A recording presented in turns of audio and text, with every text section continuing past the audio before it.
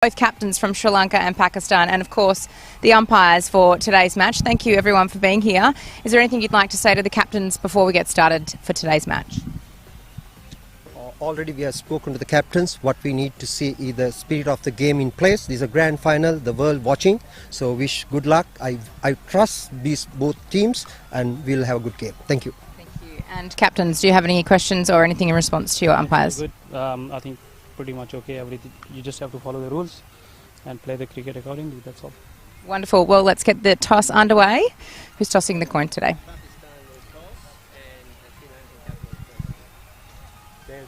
Tails is heads. It is. Pakistan have won. We're gonna have a bat first. Wonderful. We're going to chat to you first, if that's okay, Sahel. Pakistan have won the toss, elected to bat here.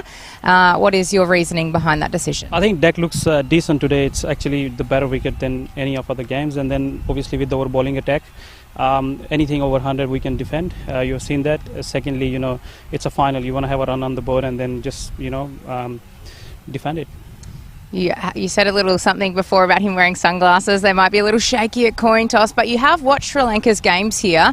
What have you taken so far from their efforts? It's actually a pretty good team. They look a complete team. They got good options, but it's a grand final.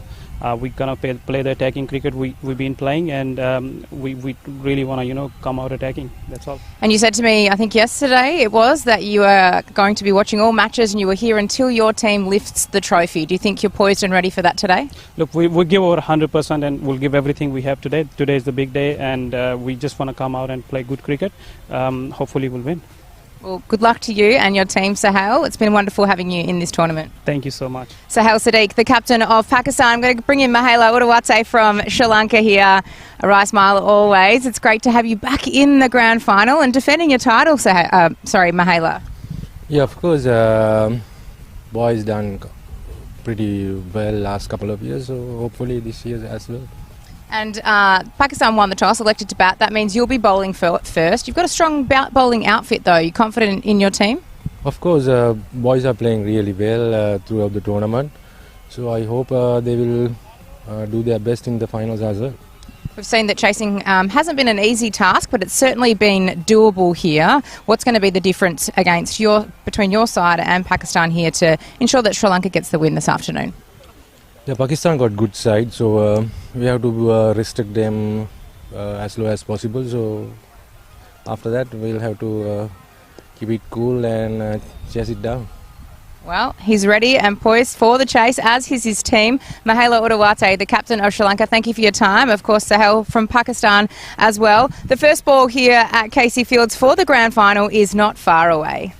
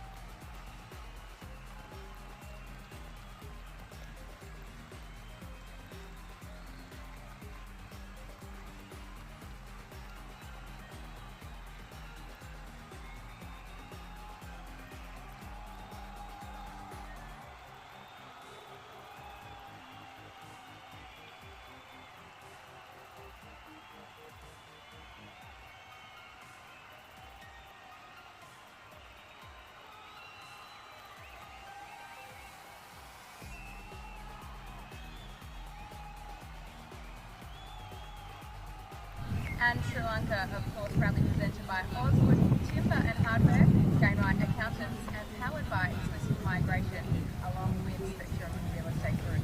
Thank you everyone for being here today. We'd like to start the ceremony with both anthems, starting off with Pakistan and then the national anthem of Sri Lanka. If you are able, please stand. Start.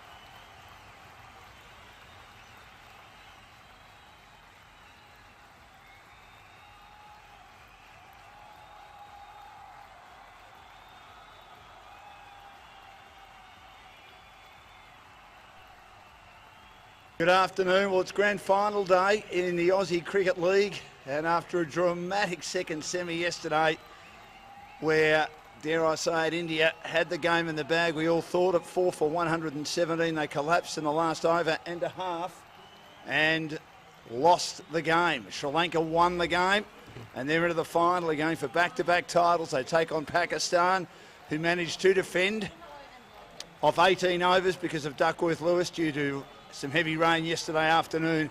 They did a great job with the ball as they have throughout the tournament, bowling their team out for 68. The Afghan team, the team they were playing. Now, Mahela Udawade is the captain. Andy Solomon is in the side.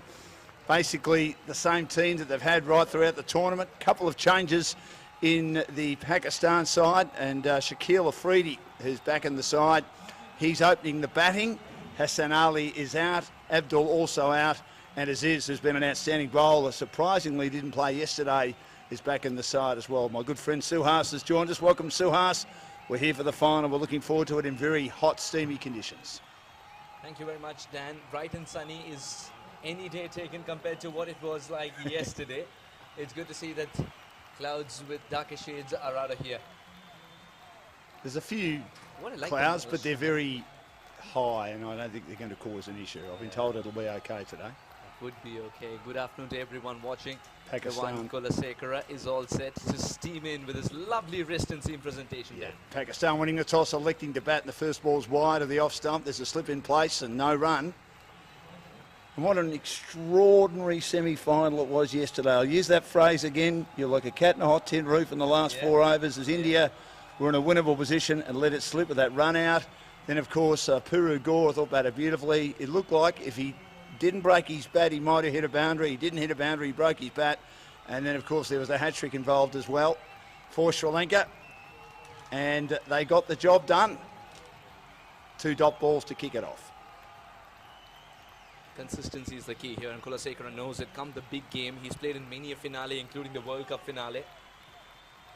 He understands how to handle the nerves, and perhaps he'll be a calming effect on the others around him too, the youngsters who are looking up to him. Dan, isn't it interesting? We'll get to it in just a moment. He doesn't need to chase us this one. We'll wait for the umpire's signal, eventually wide given. He thought about chasing it though, didn't he? He was cramped and he thought, well, I'll move my feet out to that. And then he thought, no, I'll let it go. And it nearly cut him in half initially before swinging late, so it's called a wide. Yeah, first run on the board. Yet to score the first run of the bat. Now, both these teams found themselves in the finale by defending a total. Yes. Kulasekara bowls again and it's chopped down, there's no run. Sri Lanka on 2 occasions have made over 30 in late overs, and that got them to a pretty competitive 126 yesterday, but for a long time it looked like it wasn't going to be enough. Pakistan, well, their batting has let them down right throughout the whole tournament, but their bowlers, I mean, Farwood took 5 for 5 yesterday. He also made 30 not out to help them get well, it wasn't a reasonable score, but 96, which was adjusted to a target of 90.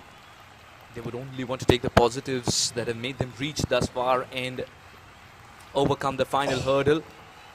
Keepers interested.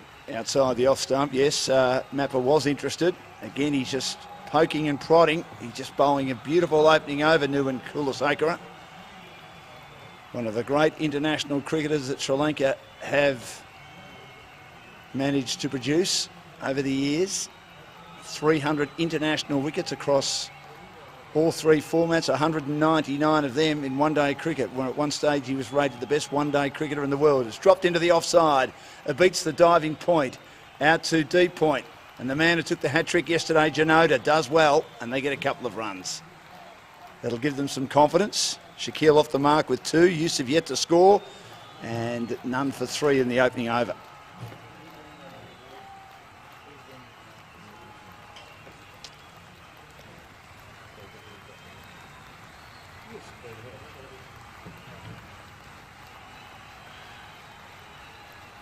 That's lovely carry. It is Look at the lovely lift carry. On that occasion. I've just been told that Yusuf is actually facing, so... Yeah, but there's shades of waka on this pitch.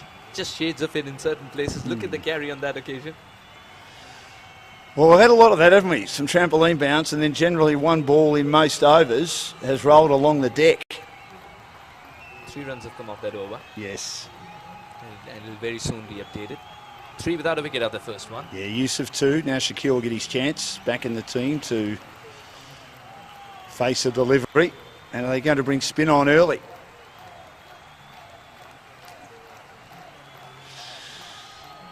Jayasundra. Hemantha Jayasundra. How good was he with the ball in hand yesterday, spinning it just enough to tease the outside edge, landing it in the right areas. Today again, he'll be bowling inside the power play. You need a lot of courage as a spinner to be bowling inside the power play. Well, the work for them last year, that's how they won the title, as I've said many times. They bowled one medium-paced over in the semi-final and the final. And in the final, they didn't bowl any. It was all spin. So none for 3.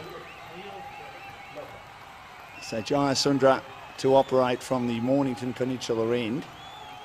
And there's a slip still in place. There's a deep point. Short extra cover. Deep cover point on the offside. And this is tossed up and driven down the ground towards whitish long on. And Janota, who got the first hat-trick for a bowler. There was a team hat-trick against Australia by Afghanistan on Wednesday, and there's been so many other opportunities where teams and players have been on hat-tricks but haven't quite nailed them, especially in that World 11 Pakistan game the other day. It was something special when you have to defend 6 and 7. Coming up with the first 3 balls, hat-trick. Incredible. Incredible indeed. And of course there was the last delivery which some thought might have been a wide or a no ball to the young Cranbourne boy, of course, Armand, who's facing that, playing for India, his first game in the tournament yesterday. Now this is tossed in and he's trying to give himself room to cut. He misses through to the keeper here. Yusuf facing, he's 2 off 8.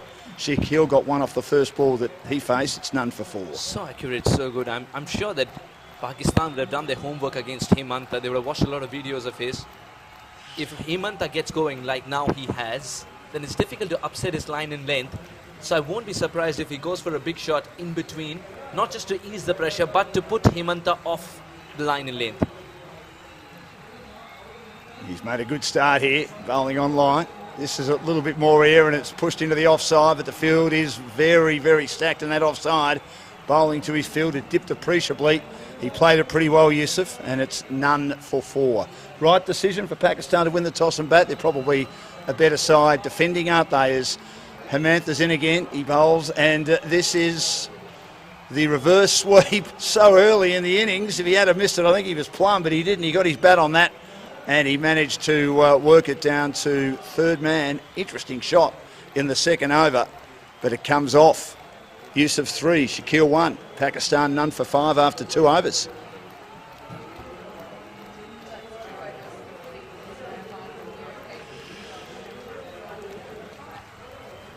So you think they'd need over 100 today, wouldn't you? And that's been their issue. They haven't made 100 in any of the 3 matches they've played yet, Pakistan. Having said that, they were chasing a score of over 90 against the World 11 the other day. At least 120. We saw how close the game was yesterday for Sri Lanka. Yeah, Yusuf's taking his own sweet time also because he's been at the receiving end of some good tidy bowling outside off. Pace from one end, spin from the other. The saga continues. Shaquille's only faced the 1 ball. Yusuf 3 from 11. He gets one high on the bat, and in fact it's hit his glove. And he's not happy. Sadiq got one in a similar spot yesterday for Afghanistan. He'll take his glove off, and that just took off more than he anticipated. And this is this uneven bounce that all players have confronted here on the pitch at Cranbourne, of which Shane, the curator's done an outstanding job with it. Shaquille's only faced the 1 ball, Yusuf 3. If you look at the replay, they look like he's just rolling his arm over. Here's Kulaseka again, driving, square driving, beating the fielder at point. A chase around for the backward point, and they only get 1.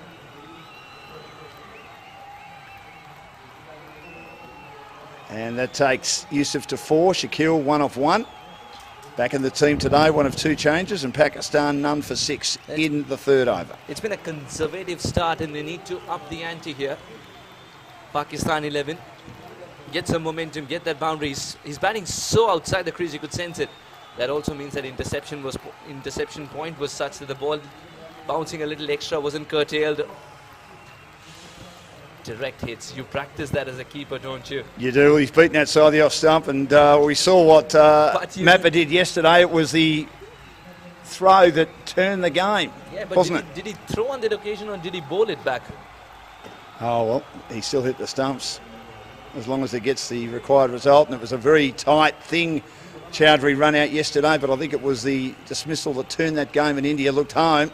He attempted to cut one that was way too low to cut from Nuwan Kulasekaran, who to me just looks like, as I said earlier in this over, he's rolling his arm over from the Cranbourne end and certainly varying up his pace.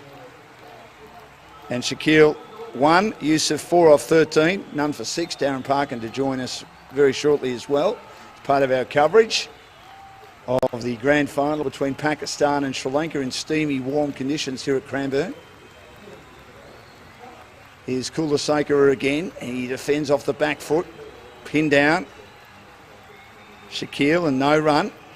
And you're right, they were very slow yesterday, weren't they? I mean, their run rate for a large portion of their innings was under 4 and over, wasn't it? Pakistan. Still they managed to make a meal out of it, make a game out of it first half. The first half was making a meal out of it. So far so good for Nuwan Kulasekaran. Just 1 run. Again, very miserly.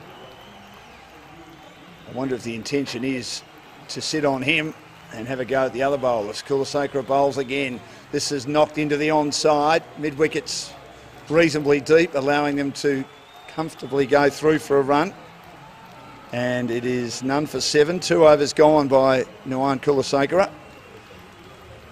And Shaquille gets his 2nd run and will also keep the strike as he opens up with Yusuf. As this is a big inclusion today for Pakistan. I know the bowlers were great yesterday, led by Farwood and also the great man Mohammad Amir. It's wonderful to see him, as you said yesterday, talking to all the kids and staying back till well after the second game had finished. And that gave me another chapter of Aussie Cricket League 2.0. When you rub shoulders with the best in the business and you look at where you want to be, it sort of fast tracks your progress when you're having the right kind of conversations with the right people who understand the art, who've been there, done that. It sort of cuts you off all the hard work that you need to put in to try and figure it out yourself. Exactly right. Oswood Timber and Hardware, our major sponsor, and they've been with us right from the word go. There's one thing that you sort of learn as you play more games, is a situational awareness. What I liked about the conversation that Amir was having with the other boys, the younger kids, was the fact that he was giving them situations, making those hypothetical situations, and then explaining how he would approach, yes, as in contrast with how the boys would approach it.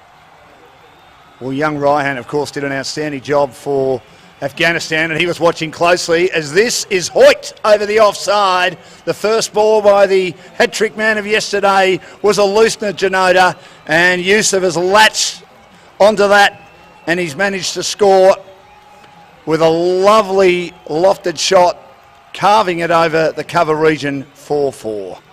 Wonderful. He had to open his arms. No risk involved. Arosh Janota knows that he's given him too much room. In fact, it's Shaquille who's facing, and he goes... He's pounced in it. Yes, he has. He was waiting for this for ages.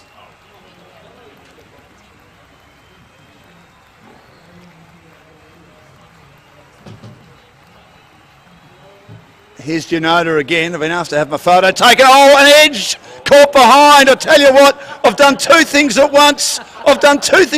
Sam has taken my photo, and then I've looked to my right and I've seen one of the great catches ever completed by Mappa, who's having an outstanding tournament as wicketkeeper. The run out yesterday, and then an edge of which he moved across and has absolutely pouched that.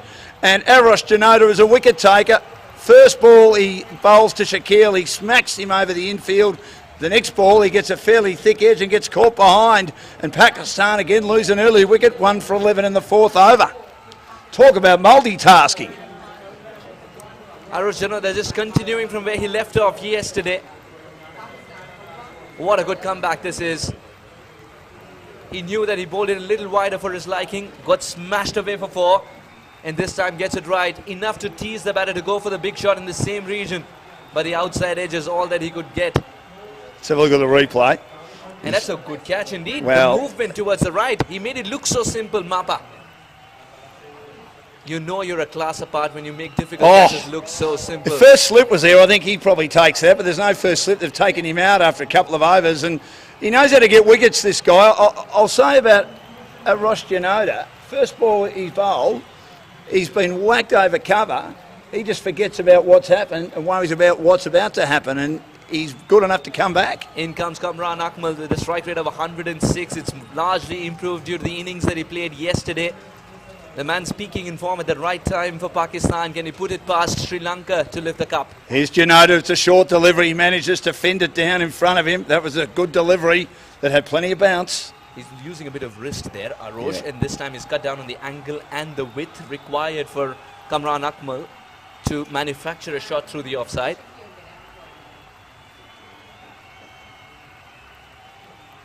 That's going to be quite a ride, much like Aussie Cricket League 2.0 has been.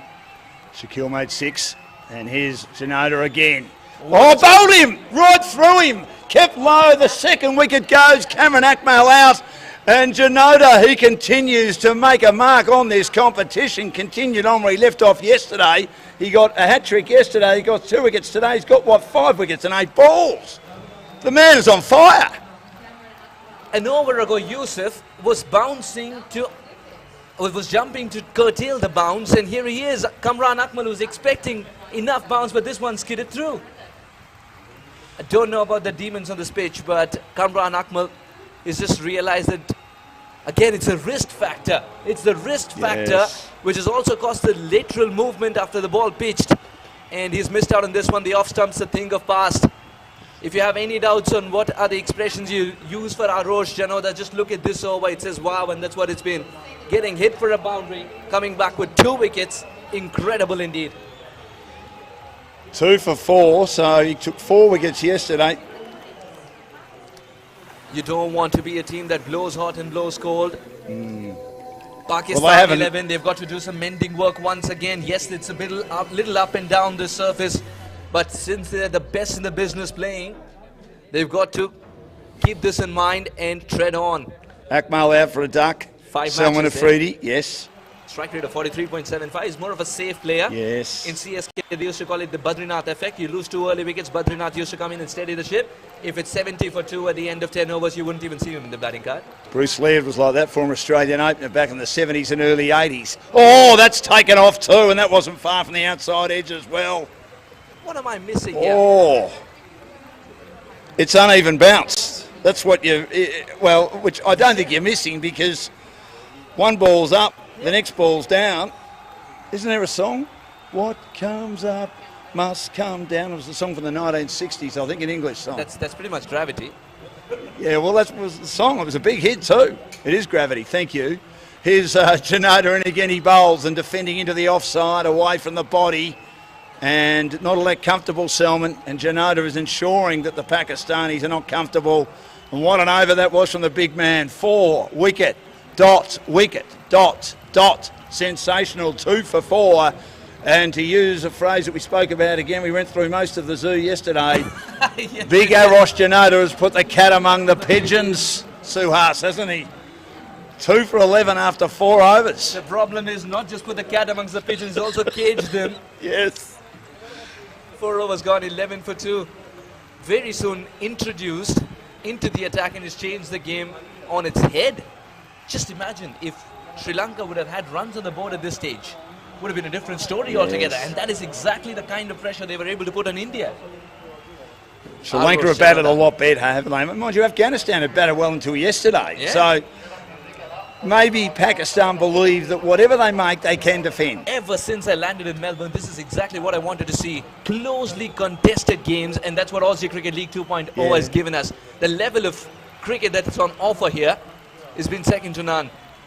Driven into the offside, that's better. He's been waiting at the non-striker's end, Yusuf. He picks the gap between point and cover. 2 fielders in pursuit. They managed to keep it alive. and the batters are able to run back for 2. That's a better shot. Kure's in the attack. First ball slightly over pitched outside the off stump, and it's 2 for 13 at the start of the 5th over. Cameron Akmal out for a second ball duck, and Afridi, the recorder Afridi, was out caught behind after he had just carved a magnificent opening ball from Janota over cover. So 2 for 13. Here's Kure in again, he bowls. It's Nilly goes onto the stumps. He knew it was lurking dangerously near the stumps then as he played that close to the body, and it was rolling back, and then he thought, I'm in trouble here, and he got some fancy footwork involved, and he was also a little bit like the 3 little pigs. Had to ensure he blew the ball away before it blew the house down, and it did. I think that's the right nursery rhyme, isn't it? I'm very happy that now we're entering farms and we're away from the zoo. But still, I need to get the context right, the Aussie way. Yes, but I tell in you the 5th over. Now, this is edged. If Gully was there, I think that would have gone down his throat, but I wonder whether it was an intended shot away from the body to one outside the off stump from Kure, and he gets a run here. Yusuf, who's living dangerously. 2 for 14 in the 5th over. Yeah, Yusuf's one of those cricketers who's thanking the stars that our game doesn't allow the 4th stump. Yes. Otherwise, it would have been back in the hut as well, played on. The 3 runs have been a struggle. The way he eased into the first drive, he was cheeking himself that he didn't go for 4. Yeah. But we've seen how well Sri Lanka can come back even if the 4 is dispatch boundary. Yes, they've been outstanding. Here's Kure again. Important with the bat as well. This is wide of the off stump. It is still a testing line. It is still a testing line when you know you've pinned the opposition down to 14 for 2 and 4.4. It's all about getting a good start. They haven't really got a good start in the whole tournament. Pakistan, it's been their issue. Selman got 32 yesterday, and Farwood, he got 34 not out to allow them to get a score of near 100 in the opening game, and then he was 30 off 29 yesterday and then took 5 for 5. He was magnificent. 9 out of 10 times he'd get there with the batting side, you know. Here's Kure again, bowls, and it's high up on the bat again, short of a length. Plays away from the body, but managed to keep it down as the field was pretty deep on the offside. And backward point. And there is no run. Seneth does the fielding. He's wearing a black headband today. We were invited to be out at the national anthems. Unfortunately, I did a hamstring to have to go and fetch Samantha's microphone. So I'm in a bit of strife, so she does owe me one, the great one. But we'll... yeah, I could see a few jellies. There's some lollies there, maybe. Last ball of the over, and this is short and cut away, and that should go to the boundary for 4. Seneth won't get there. Just enough width there outside the off stump. He stood firm in his crease and he managed to play a lovely boundary.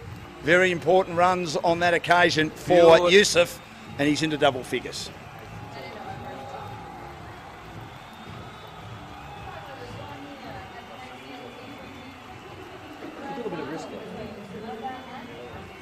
It's good to see the positive intent there from Yusuf, even though 2 wickets had fallen down early.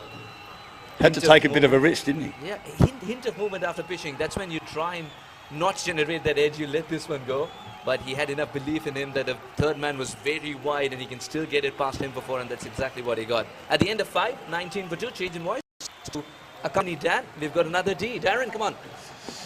Oh, first ball of the new over as Dash joins us. Janot's bowling well. He's got Selman pinned on the crease, and if that hadn't have hit his bat, I think that might have been the 3rd wicket. How well is this man bowling? Yeah, Dash, welcome. He's got 5 for 5 in his last 2 overs, including the match winner yesterday with a hat-trick. And looking over to the right at these wonderful trophies that are available for the winners and the runner-up players of the match and series, and all of the individual trophies. A magnificent sight. It's about one for every player. Today was tipped to be 25, which is about the coolest of the week, but it's probably the best day of the week. It's been a belter. I went for a run earlier, fair dinkum. Yeah, she was hot. Oh, hot. Yeah, it was a warm old morning. So Shinoda, hero of yesterday, that's fended off the chest. Good pace. They'll get a single for that. Playing that one high on the body. Unfortunately for Pakistan, the start has been, as you were saying, much of what we've seen all tournament. They've overcome it all the way through and bowled beautifully, but Sri Lanka have been the most consistent batting team in the tournament, and I'm worried about their capacity, Pakistan, to get away with it again. They're going to need to build a partnership here somehow. The most explosive bat, even though he's 40 years old, of course, back in the pavilion. What a delivery that was. Cameron Akmal looked like he was building into the series too. So for him to go, as that one's good delivery, defended almost test match style, just in behind it, solid as a rock, no run. Take us through from your own perspective that last over and a half yesterday when India looked home. Yeah, obviously the run-out swung things. They needed, I think, 10 off 11 at that stage or thereabouts. Brilliant bit of work from the keeper to sprint and then throw the stumps down. But 7 off 6 in the last over with 5 wickets in hand. You should be getting that. They really had to knock it around. They took a risk off the first ball that didn't work, and then they really needed to settle it down. But they took a risk again, played the same shot off the second ball, and it just spiralled out of control. Credit to this man, Janoda, who continues, digs another one in short. They had to duck underneath that. Good pace, and that's called a wide, which is, we talk about the last over yesterday. The final ball, of course, from Janoda was shorter than that and was given the all clear. Obviously, that would have... I still think that was a wide, Yeah. and I know the Cranbourne boys thought that because their man was facing, who plays cricket here at Cranbourne, Armand. Probably. Yes, but look, I've looked at it a few times, and I thought it was a wide, but the umpire at the end of the day, they've done a great job, or the umpires. And I will say, I think that was more wide than this delivery just here was. Yeah. So a couple of runs off the over. Pakistan have just got to build some time at the crease. Yusuf's on 11, Selman's on 2. Janoda with 2 for 6 continuing. That's cut away in the air. He's actually got it through the gap. There is some coverage in the deep. They're going to come back on the arm for 2. The throw just lost a bit of pace on the way through to the keeper. Bounced a couple of times there, and they get back comfortably, but that's bold running. He looked like he was in some trouble there. I mean, it's a bit deceiving, isn't it? He did. The throw just didn't have the speed through the air. 2 changes today for Pakistan. Aziz back in. And the man who's already been dismissed. The first of the openers, Shakil.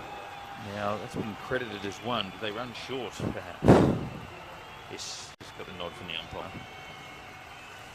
So they continue. And that's another a beauty. Good delivery, good presence of mind for the non-striker to scamper down. So they'll get another one, 2 for 23.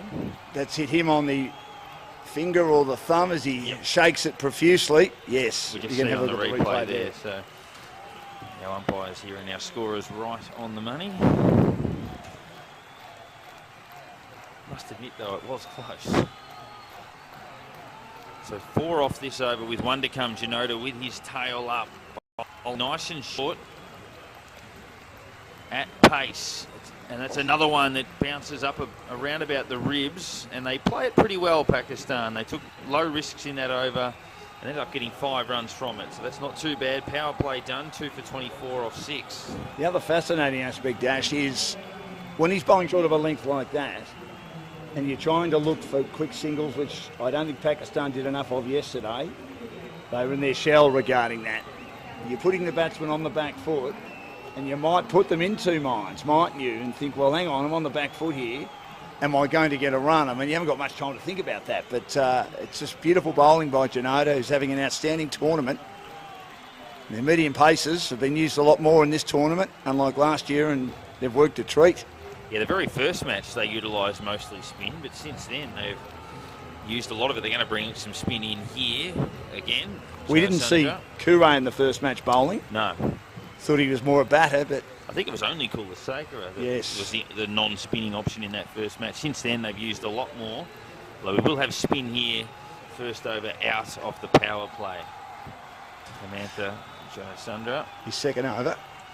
The left armer bowling around the wicket. That's looped on the bounce to cover. No run. The captain, Udawate, former international player. Would like some runs in the top order there. That was pushed down into the offside. Played with soft enough hands to point that they can get a run. 1 change, Dash, in the Sri Lankan team, and that man there has picked the ball up. Chandamar comes in for a maul. The opener, he's missed out twice. Mind you, Chandamar in the 1 match he played also wasn't able to get too many runs. Sri Lanka put up decent scores most of the way through, up around the 120s and 130s as that one's driven along the carpet for another single. So important for Pakistan here, whilst Sri Lanka are bowling well, that they just keep turning the strike over and ticking the scoreboard along. Their highest score in this tournament has been, I think, 94 for 6 off 19 overs. And That one's, again, push and run under the offside. Look at a single. Obviously, their first match, they made 9 for 93, which got bumped up to 103, but it was 93 runs off the bat. There's more intent, isn't there? And just knocking it away. The field is deep enough for them to take risks, but the risks aren't too risky, if you know what I mean. And that one's cut away straight to point. It's not a bad shot. Sri Lanka have plenty of coverage through that area. 2 in the circle and 1 out on the boundary. So you're going to be hitting it well to get that for 4. Rolling to his field, Jayasundara. And as they go with the reverse this time to get it fine, and that's a lovely shot. That's the best of those we've seen today, and it's probably going to go all the way to the boundary as he stopped it with the boot just inside.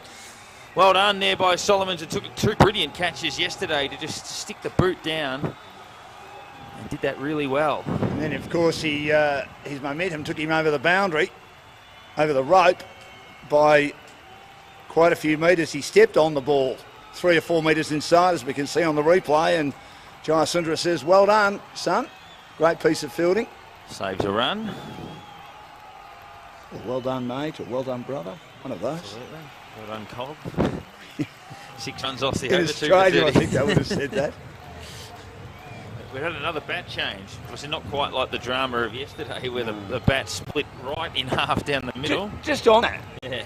Suha said to me when I was driving here today, he said, Dan, if he didn't break his bat, he probably hits that for 4. I mean, it was Possibly, the first really aggressive shot that... He's a beautiful player to watch, Purugul, because he was knocking it around and playing the supporting role to Chowdhury. He looked really good yesterday until the run out. I say, good friends next to us repair bats, but if he rocked up with one that had split down the middle like that, I think he'd be like, no, that one's going in the bin, I think. And if he hits that for 4, they'd probably win the game. Yeah. He didn't. He got caught. And then I spoke to Tej Gandhi later. He didn't think he got an edge. And he was trying to just carve it away. Yeah, on the hat-trick ball. So, Malith Kure, 1 over for 8. It's been the most expensive over of the game so far. But having said that, as Jack Cameron, a former scorer at the ABC, where I worked for many, many years, the late, great Jack Cameron, part of the 61 touring team for Australia, scored on that tour of the Ashes. He said, son, when it's in the scorebook, it doesn't matter whether it's in or out, it's in the scorebook. That's right, in 50 years, when they look back at the scorecard, they won't remember that. No, they won't. So Kure from our broadcast end, or the peninsular end of the ground.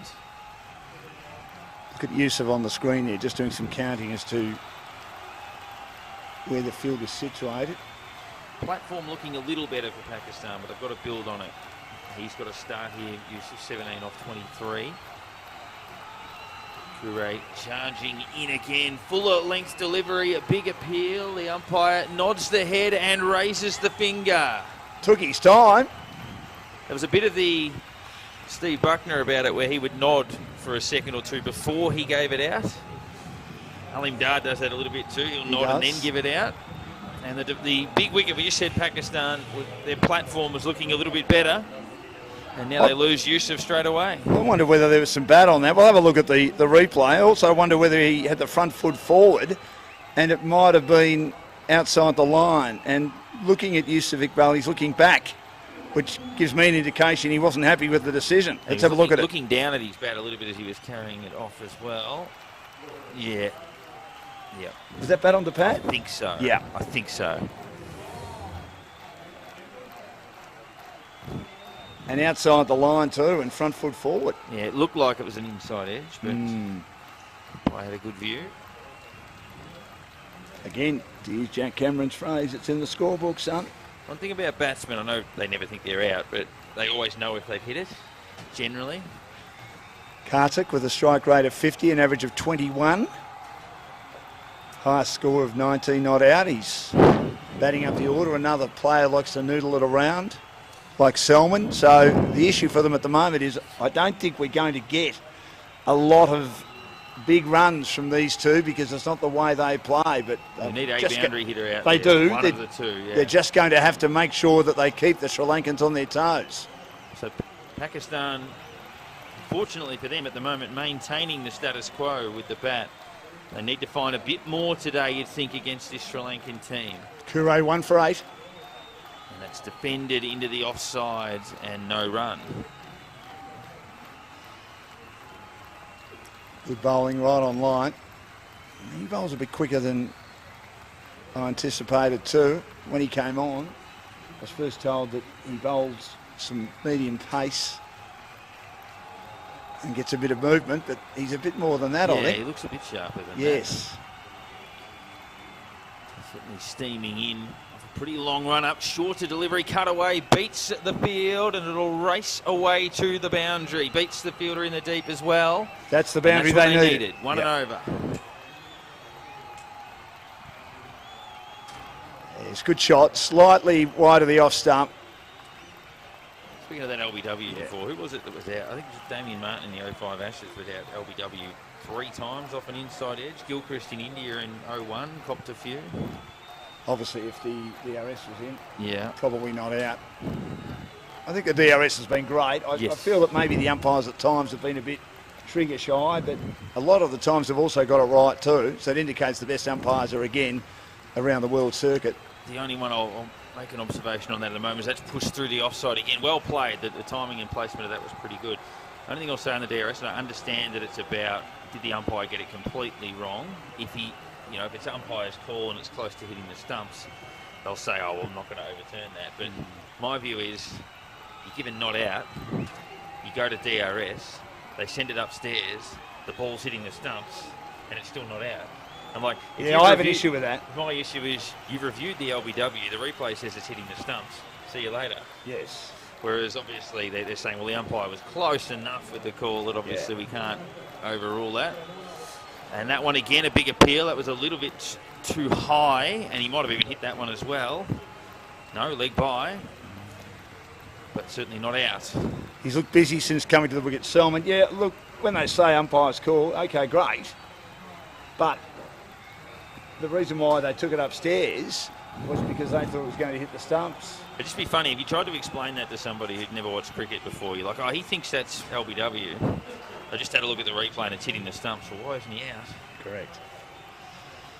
So Kure in again, coming down the track and pushing that one, running on the shot, forcing a little bit of a misfield, and that's what they've got to do, just put pressure on all the time. They've ended up, despite the wicket, getting 7 runs off that over, 3 for 37 off 8. Certainly more intent from these two. Selman and Saad. Run rate up to 4.5. Remember, it was hovering under 4 for a large portion of the innings until that nice little innings from the man who had an outstanding game yesterday, Farwood. 5 for 5. How well did he bowl? He bowled beautifully. Well, and they've got late runs all the way through. In the first match, they were 9 for 60, ended up 9 for 93. Well, he got 34 not out that day. And yesterday, the tail wagged a bit for them again. So if they can get a better platform, they know they've got guys that will come in that can keep scoring. So 3 for 37.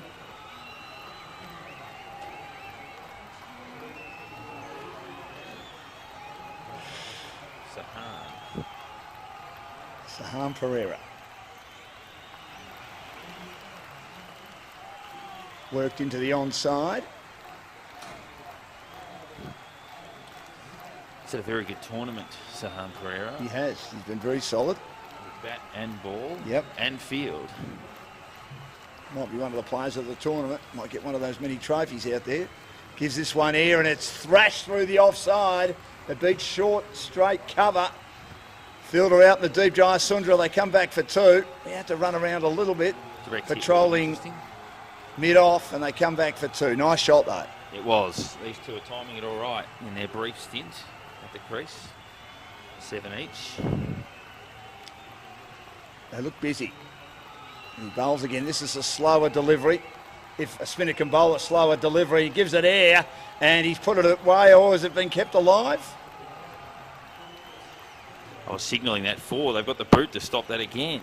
It's twice they've been able to deny a boundary with the boot, which is always a risky play out there on the rope. Well, twice it's worked. I thought, you're right, I thought it had gone for a boundary as well through the covers. I mean, that's good placement because you've got a point, you've got a cover point who's pretty close in a catching position, and then you've got a deep cover and a deep cover point. Now he attempts to sweep the next delivery and it's called a wide going down the leg side. Not taken cleanly by the wicket keeper either. I always think of Glenn McGrath when players try to stop the ball with the boot. Yes. He was pretty good like that. And the except he got that bad injury. Yeah. It cost Australia the match, I think. And probably the series. Yeah, this is on the bounce. And it was a Yorker length ball that he dug out nicely on that occasion, Selman. Just giving it a lot of air in this over, enticing the batters to try and find gaps through that stacked offside field. And generally they are. 3 for 44 in the 9th over, Pakistan. Ferreira bowls again. The sweep shot played beautifully from middle stump by Kartak for one, and he plays it through deep forward square leg. It's better, scoring off every ball. So they've scored off every delivery in this over. They've had the bonus of a wide as well. So productive couple. So 8 with 1 to go. Selman 10, Sard 8. Ferreira in again. And this is driven fluently down the ground again. There's protection at long off. That's an excellent over for Pakistan. That'll give them a lot of confidence. They've lost 3 wickets, including Cameron Akmal out second ball. Jano got 2 wickets in 1 over after getting a hat-trick yesterday and took 4 wickets yesterday, one of the heroes in Sri Lanka's win. So especially in the way that they dominated the last 2 overs. Run rate up to 5.11. So that gets them on a projected score over 100 for the first time in the innings, and that's the first magic number. Obviously, they haven't got to that level yet. They've got a tremendous bowling attack, Pakistan, so they want to give themselves something to defend, and if it's 3 digits, that's a really good starting point. And we saw Mohammed Amir almost find top form yesterday. I thought he was terrific. Absolutely, and obviously they've got the spinning stocks. They've got plenty that can busy in the field. I thought he's been okay in the other 2 matches as well, but I thought what the batters were doing was they were sitting on him. Yep, definitely. They not taking risks. I thought if he only gets 1 or none, even if we only get 14 off him or something off the 4, we've got 96 balls against everyone else. But everyone else is pretty good in that Pakistan attack, so you're not getting a lot of relief at the other end. Another one of the spinners coming into the attack for his first over, Kalhan Saneth. Sri Lanka have chased once. They've batted first twice, chased once. The one time they chased, they just fell short against Afghanistan, largely due to the 5-run penalty. So this will be their second chase. And they've got well past 100 on 3 occasions, Sri Lanka. 131, 122, 126 have been their scores. No one's really dominated for them with the bat. Kure has made a handy contribution here and there. Udawadhe has got a couple of starts, the captain. There's lots of gaps on the onside, as has often been the case when we get into the middle overs, and the fielder slips over and he knocks the ball off his foot and allows them to come back for 2 when really there was only 1. First mistake we've seen from Solomon's in a little while. Yes, comedy of errors. Took an absolute screamer yesterday to start the hat-trick. He's an excellent fielder, isn't he? Here's Saneth again, short and flat, punched away, off the back foot. Down to Solomons, who does the fielding, and there's no run. In fact, there is 1 run, I should say. So 3 runs off the over, and I reckon they've scored off probably 11 balls in a row, Pakistan, so doing the job. They are. Opens the blade this time to one outside the off stump from Saneth, and that's a nice little shot by Kartak as he works it down to a very wideish, shortish third man position in the 10th over, and they're now 3 for 50. So this partnership building. A quicker, flatter ball pushed into the offside. That's good running. The return's okay. It hits the stumps. Did the batter make it? Are we going to go upstairs? I think we might. I think he was okay. I think, but again, another direct hit. How good have they been with the direct hits, the Sri Lankans, over the last 24 hours or so, Dash? He's taken the glove off, but I think he's coming out for some refreshments as well in there. He doesn't look too concerned. The hit that basically skimmed the bails off the top.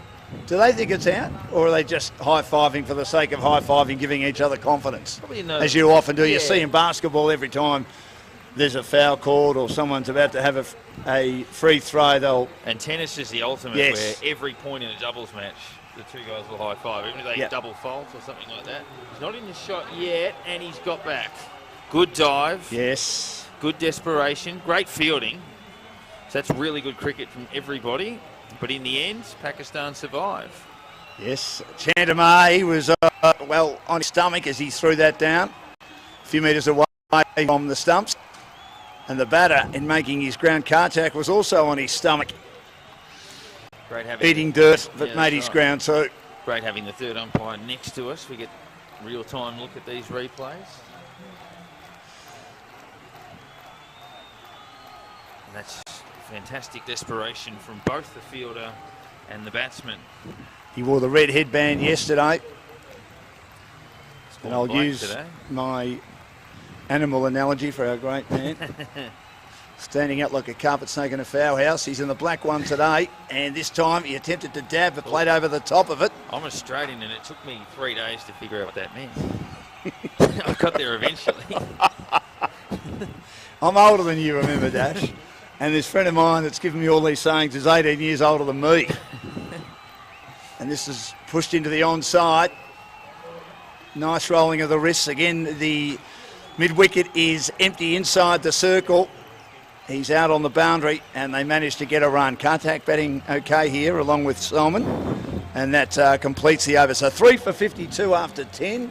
I'm going to take a break and see where Suhas is. And he'll be joining us for the next few overs.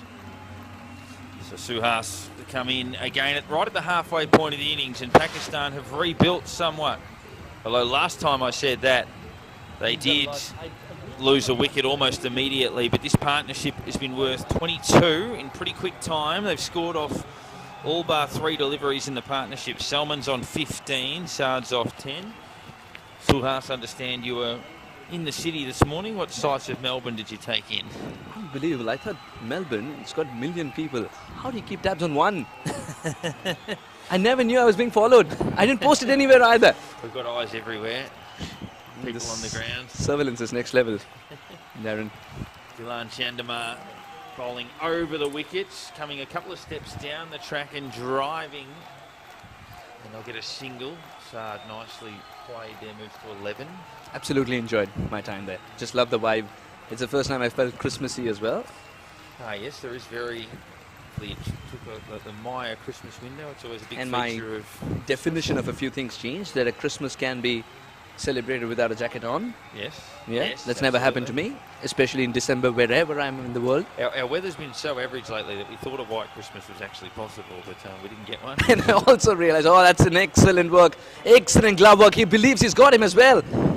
Dylan's walking towards the keeper for celebration as he also contemplates if the finger will go up or no. Yep, this is going upstairs, so we'll have another look at that.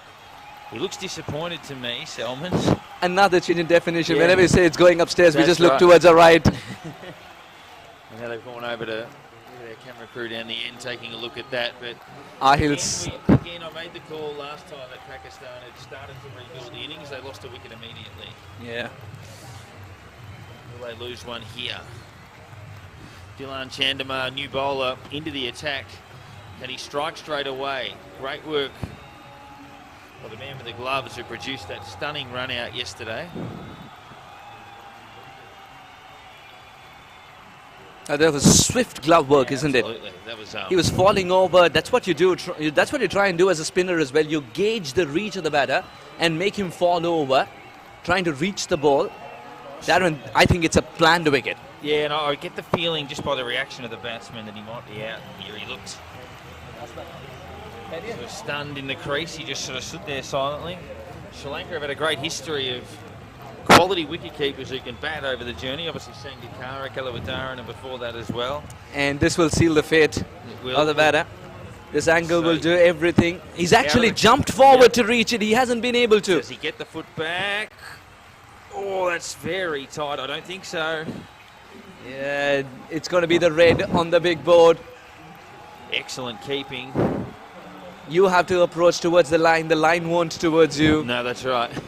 He just didn't get back. He was working his way back, but painfully slow, and the glove work too quick. And it's one more thing. You were discussing about the excellent keepers that Sri Lanka tend to produce. That's also because they keep on tracks with spin a lot. Yep. So you're mostly diving towards left and right with a batter obscuring that amount of spin anyway. And you'd have to keep, they've had to keep to Murali over the years, who's taken 1,400 test or international wickets, 800 and 500 and then 70 odd in T20. So obviously be keeping to the amount of spin he's getting, but and above average. Oh, we've got lollies everywhere thanks to Sam down What there. do you call them? Lollies? Lollies. I think Sweets, lollipops candies. were called lollies. Yeah. Well, there's lollipops, but we call lollies everything sweet, basically. Even chocolates. We call I them am lollies. going to bury the Oxford Dictionary when I go back.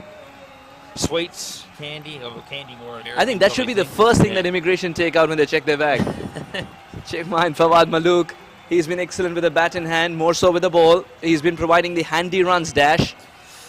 He has, and he's going to have to do it again here if they're going to win the title. They want him there at the end because he scores pretty quickly. If he can face half of these balls, he'll get a 35 not out or something like that.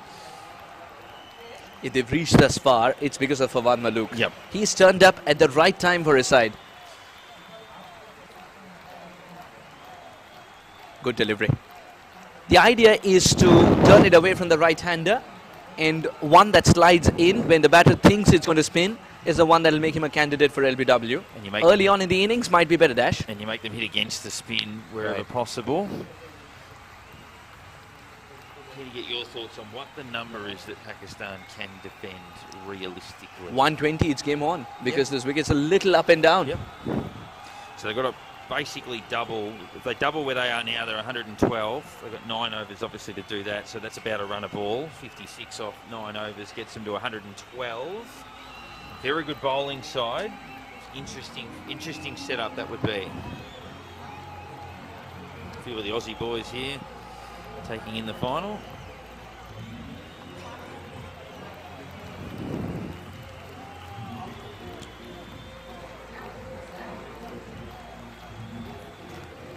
Today is the finale of the Aussie Cricket League 2.0. There have been few running stories, parallel stories, and we're wrapping up the loose ends to that apart from the cricket. So one such is, have you put together the Kiwi team that you're looking for? We had that gentleman on the first day in the shirt. I think he was looking for everybody else, going, why aren't we playing in this tournament? Everyone else is. He might have got a game in the World 11, but that's well driven for a run. But, yeah, it's going to be interesting. Obviously, what did you make heading back to your accommodation last night of the way that match finished last night from an Indian point of view? Yeah. Obviously, if that was called a wide, they would have needed 3 for a tie, 4 for a win. Right. And you know how quickly the game changes. Definitely. But India choked. Yeah. Simple as that. 7 of 7, you tend to get there more often than not, especially when you boast of fantastic batters. Who was a set man as well. You don't often get it from the middle of the bat and put together a bat like a puzzle later on. Well, that's right. They lost their way.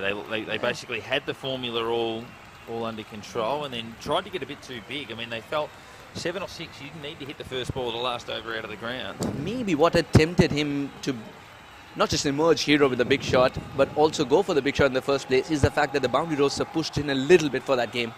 Yeah. And credit to Sri Lanka, though. They held their nerve brilliantly. They did, and obviously they had memories of last year where they went all the way, and that gives you a lot of confidence and a lot of faith in what you're doing. And that'll serve them well here. Whatever they end up chasing, they'll feel when they go off that they can get it. Dash, since you were watching that game from wherever you were, so it's one thing to say that Aroha did the job. That's really well played. Good cricket all around. Aroha did the job with those wickets. But if you see wickets at the right time were falling, and credit to Mahela for that because he captained the side brilliantly. Absolutely. The bowling changes were spot on. Absolutely, and the run out was huge in the context of it. The fielding too. Solomon's taking that blinder with the first catch. He wanted that run so desperately. Fawad Malook said, no, I can't get there.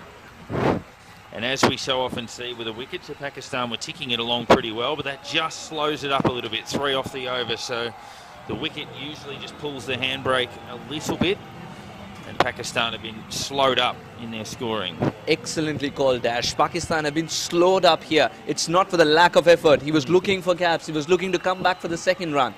But they didn't even let them entertain that in thought because the fielders were so much buzzing inside that 30-yard circle. They were waiting to run at least 10 yards on either side immediately as the ball was released. Sometimes you take a start straight, sometimes you take a start sideways, is it? Is that allowed though, Dash? Yeah. It's interesting, they're always finding ways, both batting sides, fielding sides, bowling sides, to stretch rules or stretch limits or find a little loophole here and there. Again, runs coming only in singles, Dash. Yeah, that's right. 3 of the previous one, 3 of this one. For those following the Big Bash, which I'm sure everybody does. Oh, let's hit the keeper pretty high up in the body there and jolted down. For those following the Big Bash, the Perth Scorchers today at the Junction Oval, which is in St Kilda, not far from here. 7 for 229. That's a very decent score. But if you look at the sample size of the games that we've had this time around and the scores that we've got, it's going to be all over the place. I think that's about the second or third highest score for a team batting first. But Junction Oval is a road, so you never know. Nicely guided. Yeah, it's going to be the lifeline of this partnership as well. They're rebuilding an innings. You're looking for more singles and twos, which is a safer option compared to the extravagance you get with the boundaries. So Pakistan have got to get back to where they were. The scoring off every ball, maybe get one boundary an over or a boundary every second over. That one's another single. So 5 off 4 here, so that's doing the job for them. I think, as you said, Suhas, 120 puts them right in the game. 110 gives them a chance. You give Mohammad Amir a sniff with the kind of form he is in, he'll make a game out of it. And forward with his bowling as well, of course. He's a contender for player of the tournament with his effort with bat and ball. Right, he's turned up at the right time. Every time the captain's looked around for the hero to emerge, his hand has never gone down, in fact. Well, he missed to fix it of this team. I like it. Every time you throw in a golden nugget, I wish I can give you a lolly. Oh, we have got Sam with the lollies. They might have all been polished off down the other end. Ah, yeah. That concludes that over. 6 from it, 4 for 65 with 7 overs left in the innings. So a runner ball gets them 107. 8 and over would get them 121. 10 and over, which is probably optimistic, would get them 135. Fawad Malook's not looking at it as 10 and over, but perhaps as he already started to look at this as 1 boundary attempt per over. 1 risk taken extra per over. I think that's right. Like you just take the risk, you pick the right delivery. You should get 1 and over that you might be able to pick into a gap or you can launch over the top. Just pick the right one. It's got to be smart. Easier said than done. Yeah, that's right. It's so far shaping is probably their best batting display, but they've got a fair way to go. Every time I say that, they lose a wicket. Not this time. Dad. You remind me of Warnie and Mark Nicholas. Yes. Remember David Warner getting towards a century? That was very funny. With Mark Nicholas, and then Shane Warne said he put the mocker on that. Yeah. And I think he actually left the box. He said, "No, I'm out." No.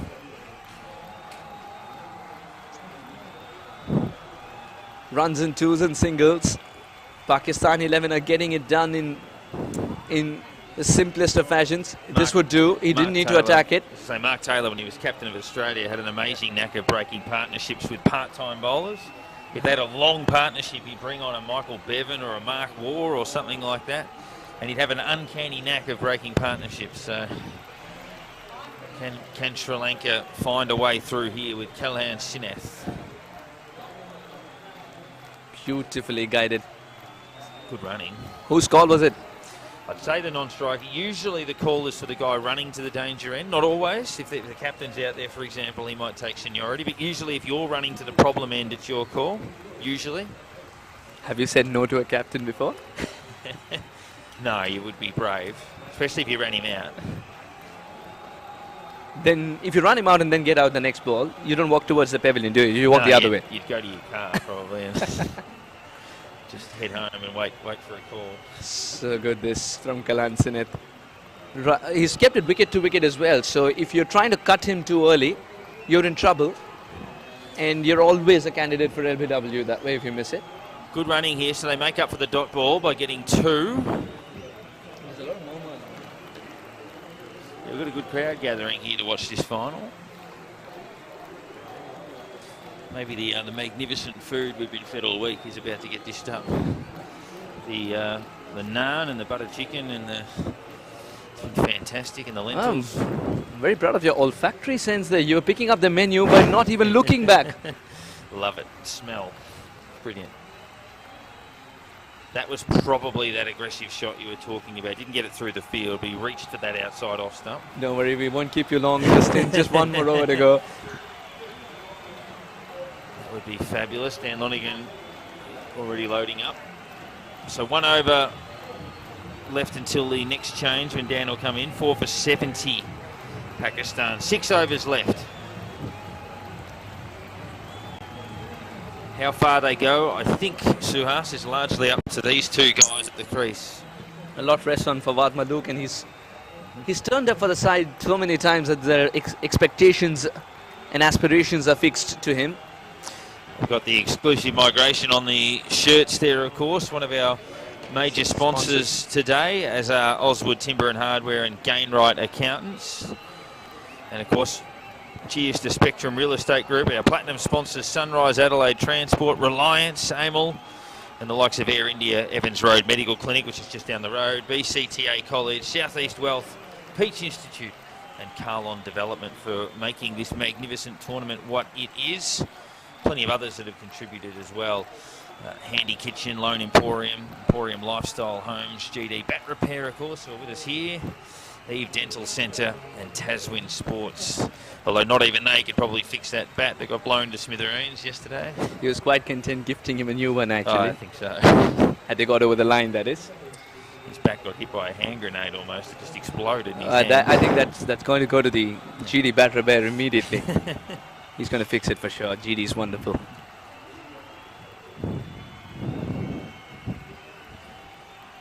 I always wanted to ask you though, what is the definition of a sweet spot in a bat? Because that hit the middle. Yeah, it did. It did. Obviously the bat probably been weakened up by a couple of previous edges or something. But he scored runs with this one. It wasn't the first ball he faced. You remember the English batter, the left-hander? From African descent, of course. Not KP? John? No. Who? I'm trying to think who it was. The bat broke. Oh, yes. The test match cricket we're talking about. They've had a few players from an African background shy at the stumps there. Would have probably been out, and now they'll get an overthrow for it. They had to try to throw the stumps down there, but it's cost them a run, but probably worth the risk. They get 2. Of course, England have had... The dive has brought down the straps on the bat in front of it as well. England have had South African players going back to Tony Gregg and Alan Lamb and those sorts of players back in the 80s. There was a time when those were the credentials to play for England. That's right. Of course, even into the modern times now with Kevin Peterson, arguably the best batsman, or close to the best batsman they've ever But then had. Aussies have gone quiet after Labuschagne made it. And Kepler Wessels, of course, played during that period and then ended up captaining South Africa. One of only a handful of people to play Test cricket for 2 different countries. So pick up a run there. Dan Lonigan's a wealth of knowledge. I'm sure he'll feed some of that through in the next over. John Tracos. Yes.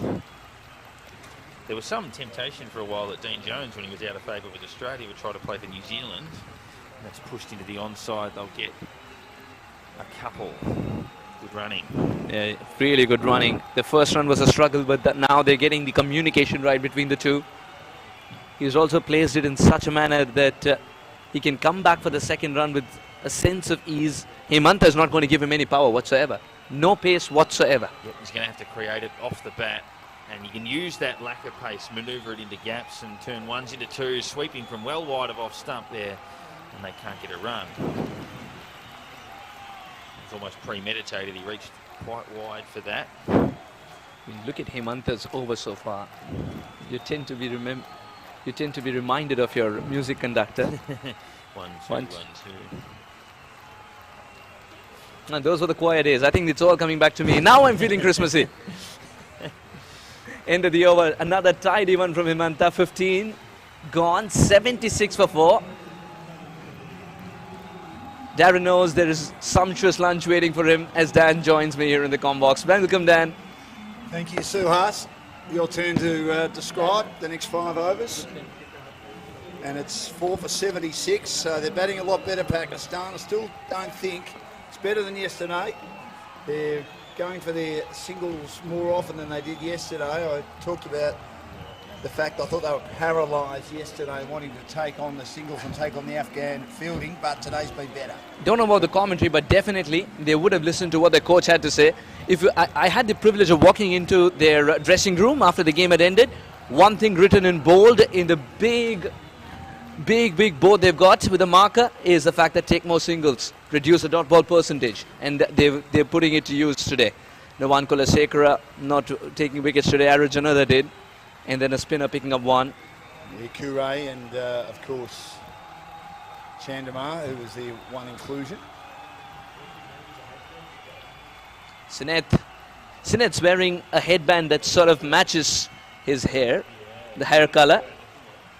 Yeah, so the fans are getting too close to the screen to figure out it's masquerading.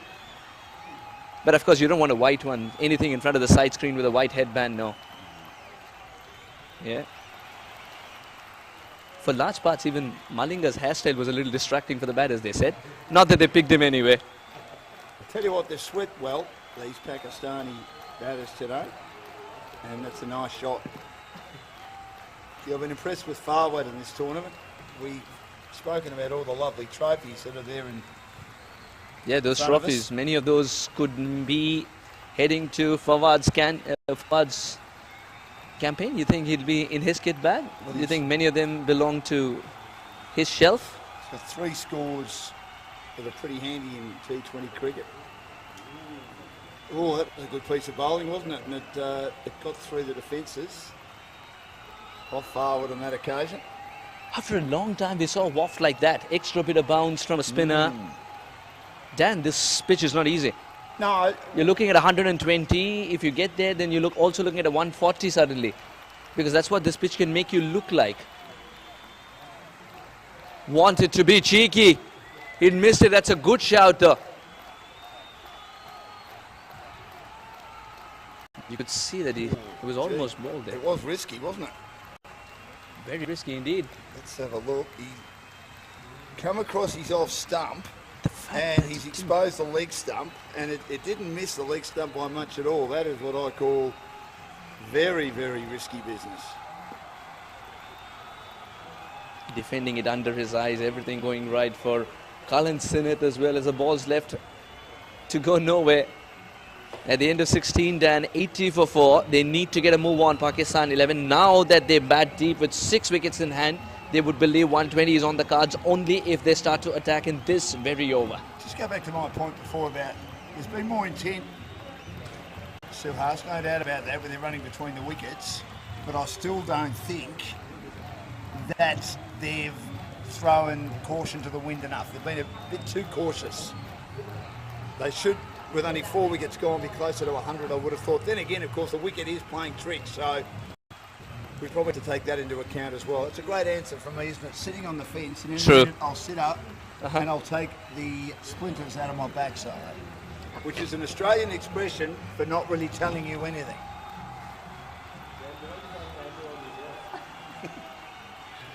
Did someone ask a question? Yeah, I've got a hammer on my desk. This is not for the back, right? This is to break it.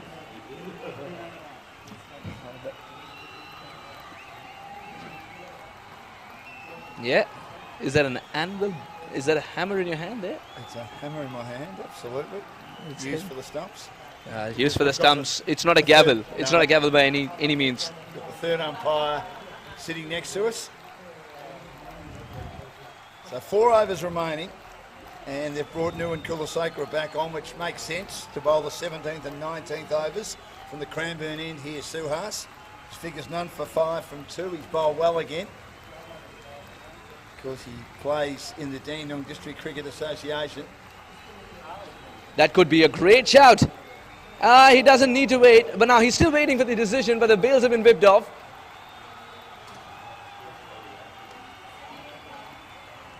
One way or the other, the batter has to walk back. Nawan Kulasekara is wondering if his wickets column is starting to tick or no. One way or the other, Khatak has found himself in trouble. He was hallucinating a run. Fawad Malook was manacled to the non-striker's end.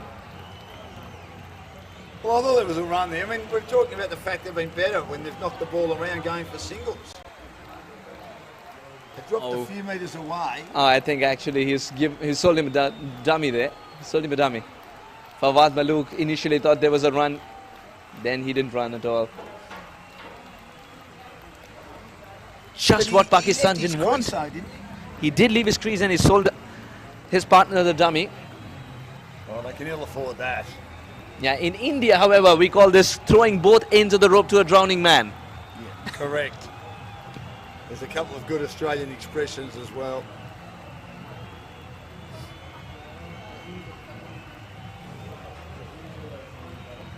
Now that's a bad dismissal, isn't it, for Pakistan? I think it was Navjot Singh Sidhu, the commentator, who said this first. It was who? Navjot Singh Sidhu. Oh, Remember yes. him? Yeah, he opened the batting for India back 91, 92. He used to wear the headgear, didn't he? Yes. The turban, of course. The turban, that's right. Sorry, I couldn't think of the expression originally. Yeah, it wasn't a bad opening bat. Sanjay Mandrake batted at 3, opened the batting, I think, with Ravi Shastri.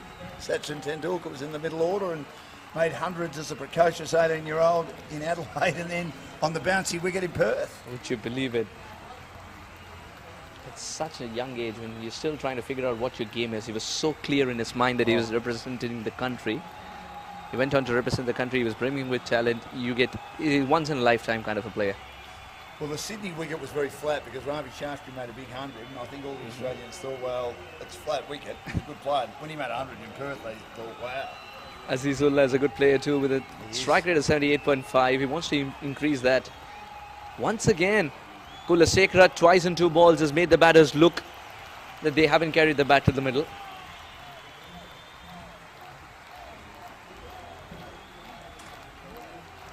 It was almost a replica of the previous delivery.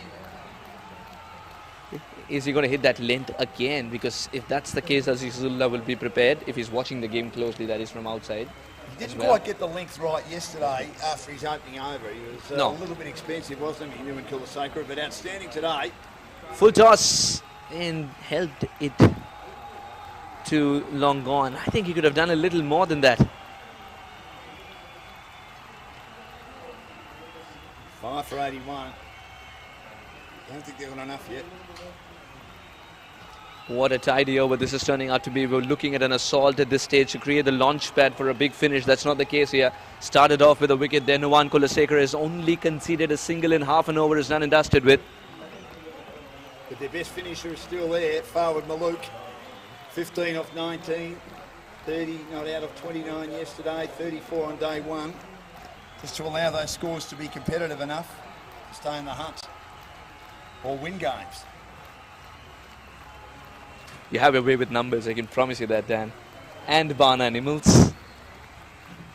I have a way I suppose with arithmetic. I am terrible when it comes to geometry and algebra. Ah, I see. Yeah, first half of the year in maths, I'd get 75-80% up to year 9, year 10 because I was okay at arithmetic. Second half of the year when geometry and algebra came in, which are numbers and alphabets too? Alphabet, etc. It would drag me back and I'd fail and I'd only just get over the line because of my good start to the year. That was a good shot, but unfortunately he dragged it straight to mid-wicket. So interesting, Dan. So you were good at the power play, not the dead bowling. I was very good at the power play, no good at the dead bowling. That was a good shot there because it was pulled away, it was short. It was also clever field placing as well. He bowled to his field unintentionally then, Nuwan Kulasekara. That was the most confident looking shot in the entire over. Yeah, but didn't produce a result. This is all out. They need boundaries. Is there a Yorker coming up now? He tried to. That's exactly why he was dancing down the track to intercept it before it became a lethal Yorker. Azizullah still doesn't manage to get the denomination he wants. Another single only. 3 runs and a wicket. Mahela would be happy with this over. 17 gone, 83 for 5. I thought he played okay. He played away from the body then because he had to adjust the shot because I think he was looking to smack that and he realised the ball was right on line and he adjusted it and played away from the body but managed to keep it down. So that wasn't a bad shot at the end, even though, as you say, Suhas had only got 1 run. So 5 for 83. Another excellent bowling performance this by Sri Lanka. Everyone doing their job. Jayasundara coming in for his final over. Lots of loud music. I was out there before having a lovely time. Quite a good crowd here to see the final. And the warmest day we've had. Probably the best day we've had too, as Darren Parkin said a bit earlier. Don't think we'll need to worry about the rain which caused havoc yesterday. But we still saw 2 pretty good semi-finals. Hopefully we'll see a good finish in the final. Jayasundra bowls again, and this is great bowling, and he stabs it back along the onside, doesn't score. So stymieing again the influence of the Pakistanis to hit hard. Andy Solomons is right in front of us at a whitish long on position, right on the rope. Jayasundra bowls again. He opens the plate. He works it into the offside. The return's a good one, but he was away and at the non-strikers end, quick as a flash, or the strikers end, I should say, forward, and so is Azizullah at the non-strikers end, and they get a run, but it's only a single. 5 for 84, and we're in the 18th over. They need some sixes, they need some boundaries, and they need forward Malouk to remain at the crease for the last 16 balls of the innings.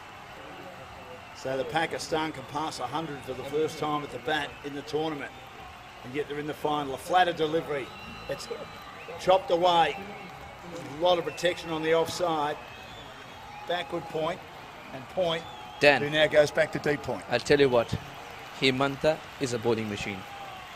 He's a bowling machine masquerading as a player at this moment. Look at the lines. Bowling beautifully, isn't he, to his field the whole time. He gives this air, ends up being a full toss, plays the VVS Lakshman wristy whip through the onside. I remember that shot, the magnificent century he made in Sydney when he arrived as an Indian cricketer early in 2000, when Justin Langer made a big double hundred as well. Lot goes to the fact that he started learning in Hyderabad. I remember meeting his coach just recently, was sharing the commentary box with him, Bobby Narasimha. Now he's of course settled in Ireland, and his coach Baik Saab as well, and all of them told me that he used to work a lot on his wrists because Hyderabad produces turning tracks. You need to be wristy to access the gap better. Well, he was one of the best wristy players I've ever seen. Now, a wide was just bowled by Jayasundra. Not sure it was a wide, but it was given. And the umpire's a bit closer than I am. Must have been outside the blue lines. The next ball's a full toss, and it's carved away through the onside through mid-wicket for one, but they need a boundary from a gift like that. Forward Malouk is 18 and Azizullah 4. 5 for 88, 13 balls left in the innings. Jayasundra bowls again. He opens the blade and works it to short, squarish third man to Azizullah, and another over gone. So 18 gone, 5 for 89. Projected score at the moment 99 if they're going at 5 and over as they are, but they want a bit more than that.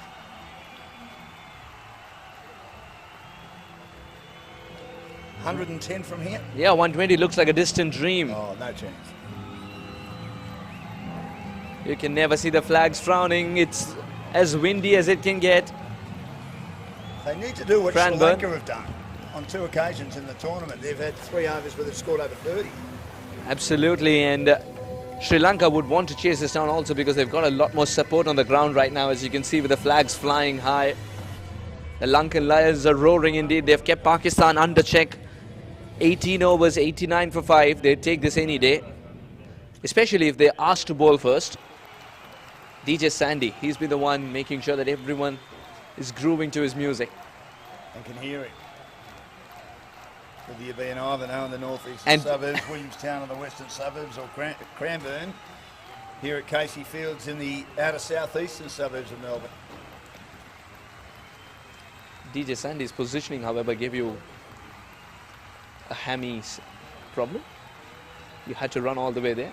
Oh, that's right. I had to get the microphone, and I've come back and I just felt some pain. Remember, I'm old. I'm 53, so my body's just about cooked. Here's Nirwan Kulasekaran at the bowl in 19th over, and this is launched. It's carved away, and it'll land safely, but it won't be a boundary. They'll only get 2. I think he's looking to go down the ground. It took the outside edge a bit, but luckily it lands safely for 2 runs.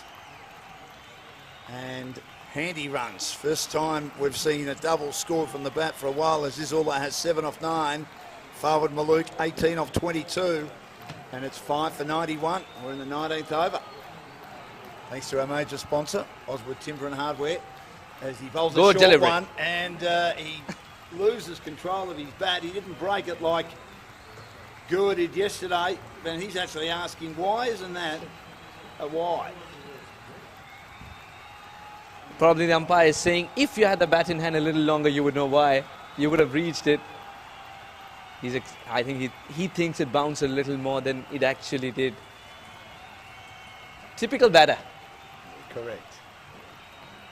Sometimes it's a wide or no, depending on which camp you're sitting in. As simple as that. Oh, he tried his best there. He did. He did try his best. It was a slower one as well. Here's Kulaseka again bowled. He's beaten outside the off stump. He had a flash. He was looking to play that across the line. And you're fraught with danger against a very canny, experienced good bowler like Nuwan Kulaseka trying to play across the line. You don't do this. Outside off stump. You don't do this every day, do you, Dan? You're telling the batter, this is the line, this is the length, but I'm going to beat you with a change in pace.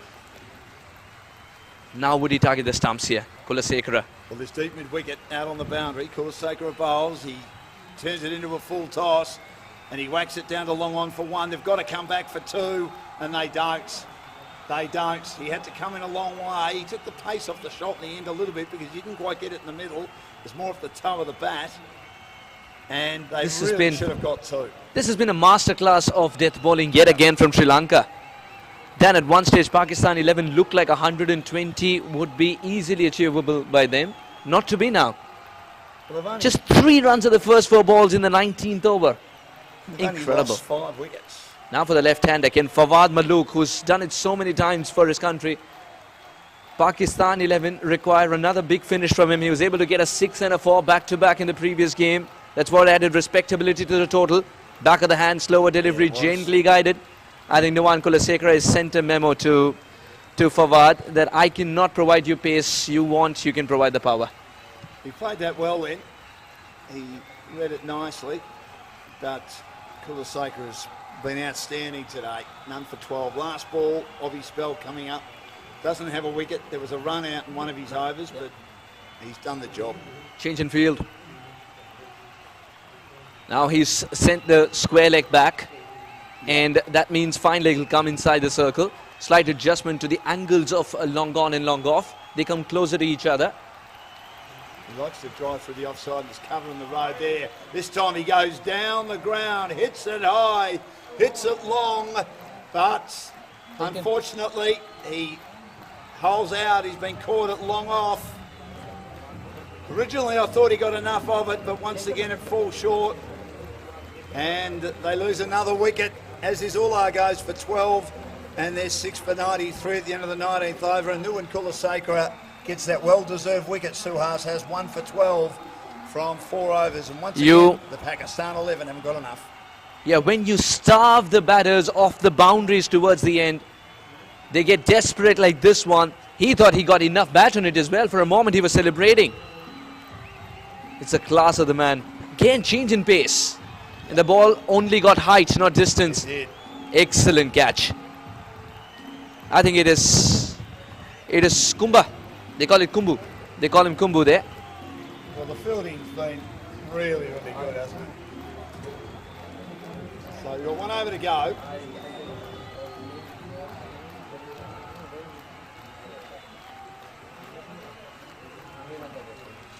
Hemanta Jayasuriya, known as Kumba or Kumbu. Took the catch with the green shoes on.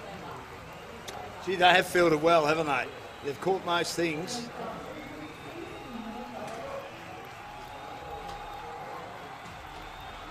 And they just got to try and see if they can have a good over here. They haven't had too many double figure overs, have they? It's been another issue for them. But up against him right now is a man who has been absolutely brilliant when it comes to bowling the final overs. He's killed the game so many times. He's brought the game in his team's favour so many times. And right now, is he looking for a wicket or damage control? 93 for 6, Pakistan 11. Janota bowled. This is swung high and swung long. He's got plenty of this. That'll go for 6 over mid-wicket. That's the shot of the innings so far. Not only did it go high, it went long and it kept going, and it's made its way into the city. Terrific shot. Once again, it's Fawad Malook who's providing the respectability to the total. He's almost pushed it beyond the 100 mark. And Arosh Janoda has realized that this cannot be a walk in the park. If you miss your mark, you've got to fetch it from a long, long way. Well, it was a length ball, and he got underneath it. And he's not a powerful man, he's not a tall man, but He just read it magnificently. Have a look at this. He was waiting, he was camping on the back foot for a slower delivery, and once it arrived, his eyes went agog. What a shot. That's 6 by a mile. 25 off 24. If he gets wickets and they win the game, he might win player of the series. Fawad Malook. He's been outstanding. Here's Tinoda again, bowls. And he tries the ramp shot. He exposes his stumps and gets bowled. He's a great bowler, this man. He may be hit for a 6-1 delivery, gets a wicket the next delivery, and that's a big, big wicket. Fawad Malook, commentator's curse from me, they're 7 for 99. We were going to say, Dan, please target the stumps. But Fawad Malook has helped him target the stumps in case he hasn't. The idea was right, the intention was right, the execution was off. He almost forgot that there's a leg stump in the game. A run ball 25 for Fawad Malook, but it's been an innings of substance, an innings that has added respectability to the total of Pakistan 11. Arosh Janoda watching the batter till the end, and that's what is done. And he's also not provided the pace. He's helped it right onto the leg stump. I've got an issue with these improvised shots. Why play them? Look, I know he might have had the confidence after hitting a 6. Why play them? Just play good cricket shots. The shot before, I know, was an agricultural shot that you play in T20 cricket. But why not just keep knocking it around and try and find a 2 or a boundary over the last 3 or 4 balls? Muhammad Amir, who's hardly made a run in the tournament. He's bowled well, though, and he gets an outside edge here as he manages to uppercut that over the gully region down to whitish third man. And they've got 100 for the first time in the tournament. 7 for 100 Pakistan, 3 balls to go. Great analysis, Dan, for Pakistan 11, who made a game out of many a total. The fact that they've got to 100 without a bonus, of course, is something that they'll take as positive. But 100 is not going to be enough. Can he maximize this to 110 at least? That's the nearest milestone that's achievable. Umair Butt, new to the crease. He drives down the ground fluently, but mid-off's in the road. It's going to be a question of how slow is Arosh going to bowl. It's not a question of is he going to bowl slow. No, that's true. He's not providing any pace whatsoever. You can swing the bat twice, get into position, swing it again, and then the ball will arrive. 3 for 17, so he's taken 7 wickets in the last 2 matches. Right up there with leading wicket taker in the tournament, mind you. Malook took 5 for 5 yesterday. Janoda in again, bowls to Muhammad Amir, who gets a very thick edge on this one. Is it fine enough? No, third man does well to get around. 3 or 4 times they've just stopped boundaries of the Sri Lankans, which could have been 4 runs. And I reckon on those 3 occasions they were only 2, so there's 6 runs. It could be the difference between winning and losing. 1 ball remaining, 7 for 103. And he gets 2 runs there, Muhammad Amir. It's a good over from Pakistan's context. They've got 10 with the ball to go. Can this one have an appointment with the boundary rope? They'll end with 107 if it's at least a boundary, which is a fighting total. On a track which is a little up and down. Arosh Janoda is looking for a Yorker. He is. Last ball of the innings, and he does get a Yorker. It's squeezed out by Muhammad Amir. The field's deep on the offside. That was an excellent last ball. What a delivery that was. But it's squeezed out by the great man Muhammad Amir in the orange boots. And he'll be getting ready to try and see if his team can win this tournament for the first time. Yeah. Sri Lanka looking for back-to-back titles. Pakistan 11, 7 for 104. Their high score in the tournament so far. Suhas, easy question from me. I'm looking forward to your answer. Is it enough? 105 is enough only if you pick up early wickets, and I think Sri Lanka 11 will play this shrewdly. They would realize that the first 3 overs, if they do not give away the wickets, even if they're going into the shell, they can always make it up in the next 3 of the power play, because the only way they can rob the momentum from Pakistan 11 is by making sure that they do not lose wickets early on. Otherwise, you give them slight edge, Pakistan will ensure that the floodgates are open. What do? You bowl Muhammad Amir for 2 overs? You've got to have your best bowlers bowling up front. You won't even need Amir bowl 3 overs if needed, because you've got to squash the game early on, and that's what has been the biggest learning in ACL 2.0. That's been Pakistan 11's batting prowess today. Salman Afridi got a start, Sadak, Fawad Malook, everyone getting starts in the middle order to add respectability, and eventually that 6 from Fawad Malook took them closer to the 3 figures mark. And they'd be happy they got there, but I still don't think they've made enough. That's been their issue. The bowling's been very good from Sri Lanka. I thought Nuwan Kulaseka getting a wicket, he deserved it. 1 for 12. 50 dot balls, if you don't mind. Incredible indeed. And Arosh Janoda is the pick of the bowlers with his 3 wickets. Sometimes he can pick them up on consecutive deliveries, and sometimes he'll bowl 3 overs only, but pick up those many wickets. Malik Kurre and Dylan Chandima, both of them amongst the wickets too. And I thought Sineth was very good with 10 dot balls, 4 overs, none for 16. So incredible. 105 is the target.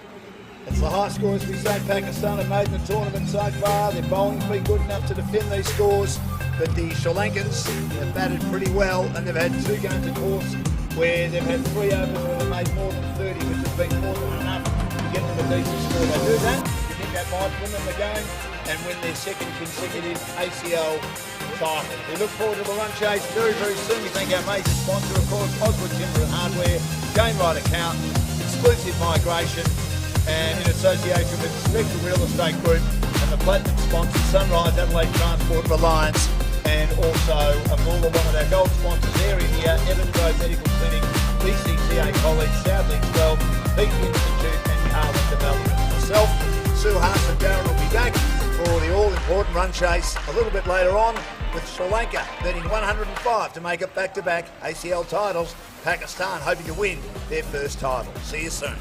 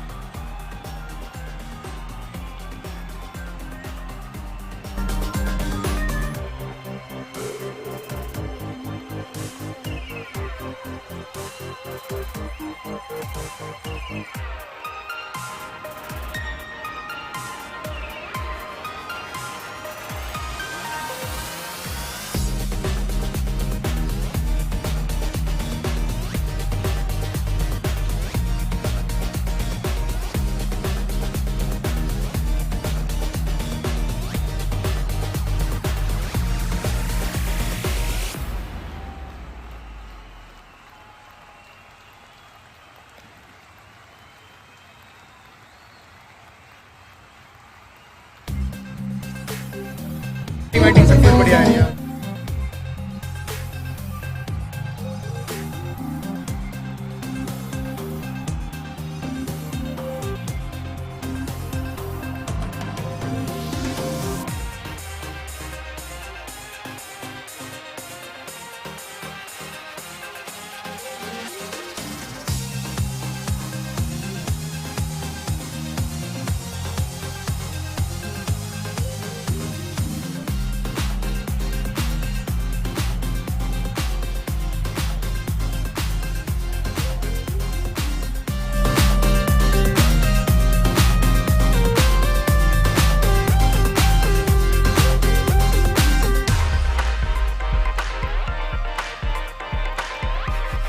Innings break here. Sri Lanka's bowling has completed and wrapped up, and we're chatting to Nuwan Kulasakara, who has been kind enough to join us after a wonderful, wonderful spell out there.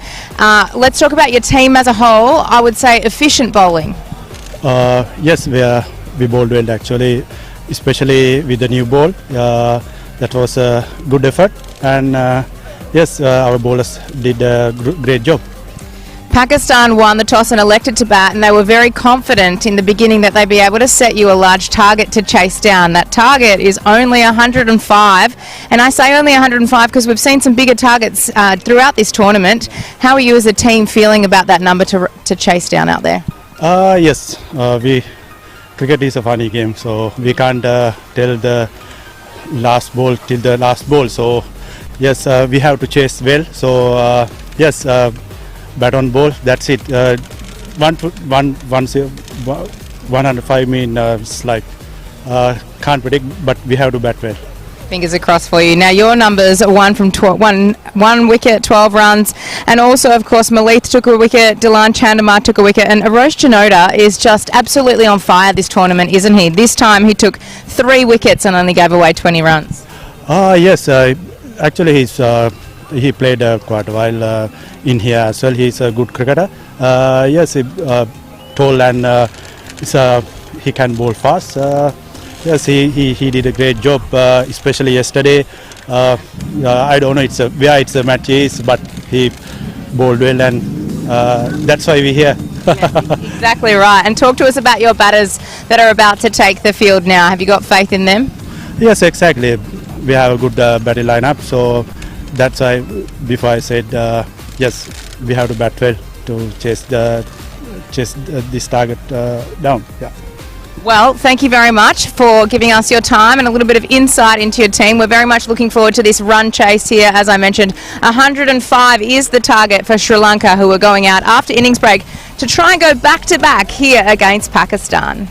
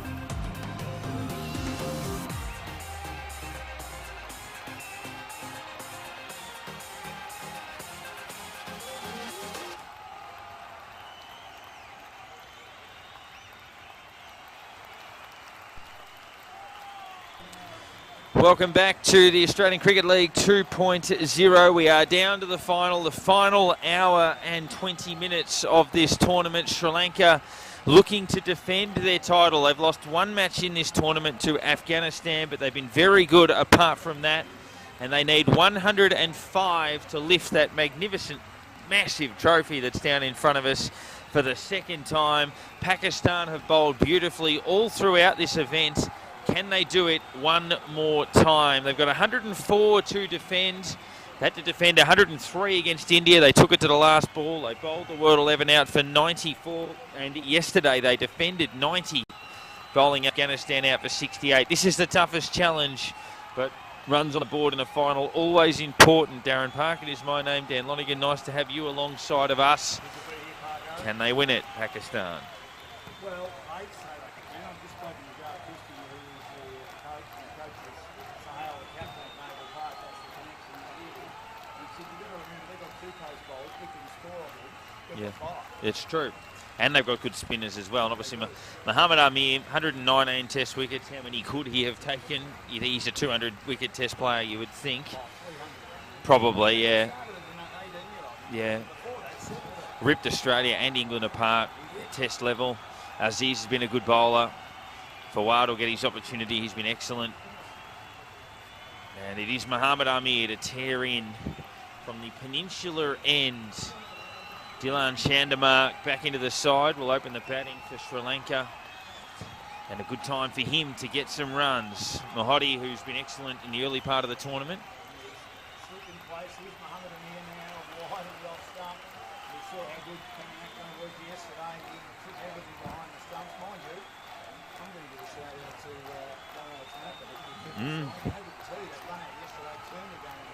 And the stumping today. It's defendable. It's probably still about 10 short of par. I reckon 114. If you add 10 to this, they're going to have to bowl very well, but they can win.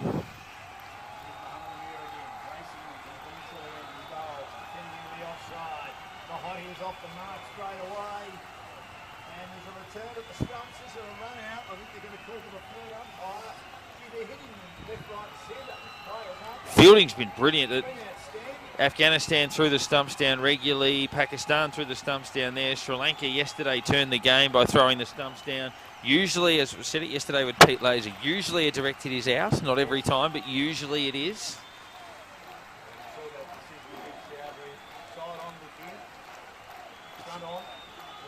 And particularly if the ball doesn't leave the circle, if it's in the inner circle and a fielder throws the stumps down, you think of Jonty Rhodes, Ricky Ponting, Glenn Maxwell, even Viv Richards back in the day. Masters at doing just that. That's home.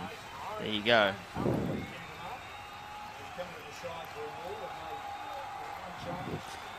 That's a big moment early in the contest. What a start that would have been. Sri Lanka off the mark.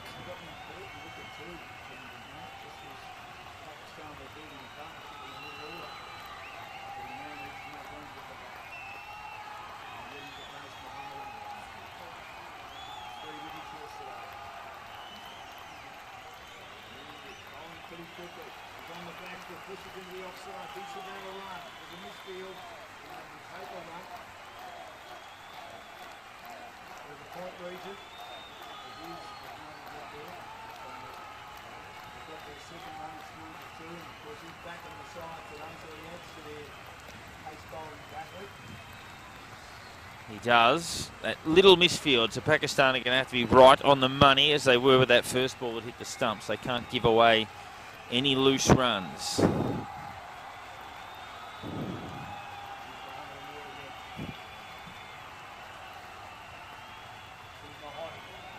Good ball.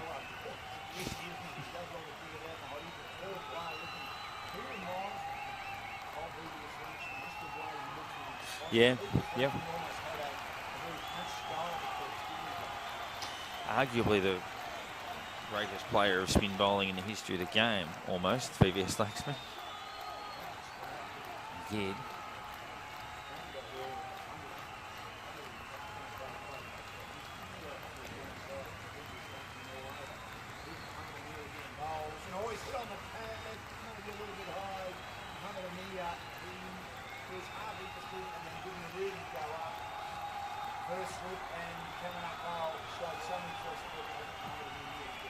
Batsman's almost a foot taller than Cameron Akmal. He probably thought if that hit me on the pads at that spot, I'd be out, but a little bit higher here for Mahodi.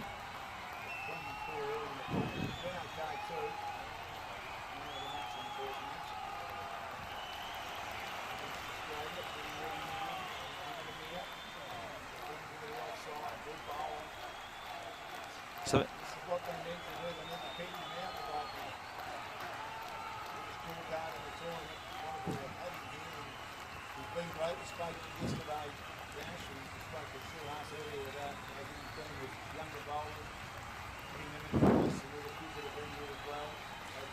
yeah, and he chats to everybody. Cameron Akmal's been the same too, walking around here, getting photos and the like. They're the two most experienced players in this Pakistan team, and yeah, that's fantastic. And as we were saying yesterday, the opportunity for guys that want to play for their country, playing on the same ground as guys that have played for their country, to rub shoulders with them, it's invaluable for those players that are on the edge, on the fringe.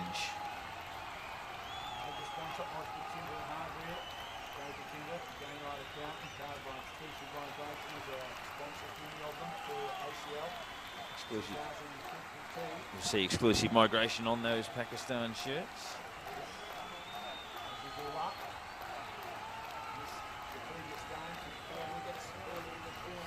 He was at Bunnings yesterday, wasn't he? They've done a little bit of gardening.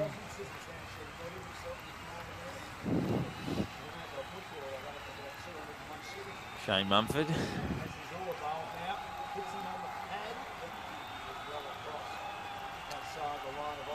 Was steaming in as is in the warm-ups about 10 minutes ago too. He was the one who thought, I'm going to get this done. If it's going to happen, it needs to be from my hand. Also got the handy medium pace of their very enthusiastic skipper, Sahale, who's at Noble Park. Ripper.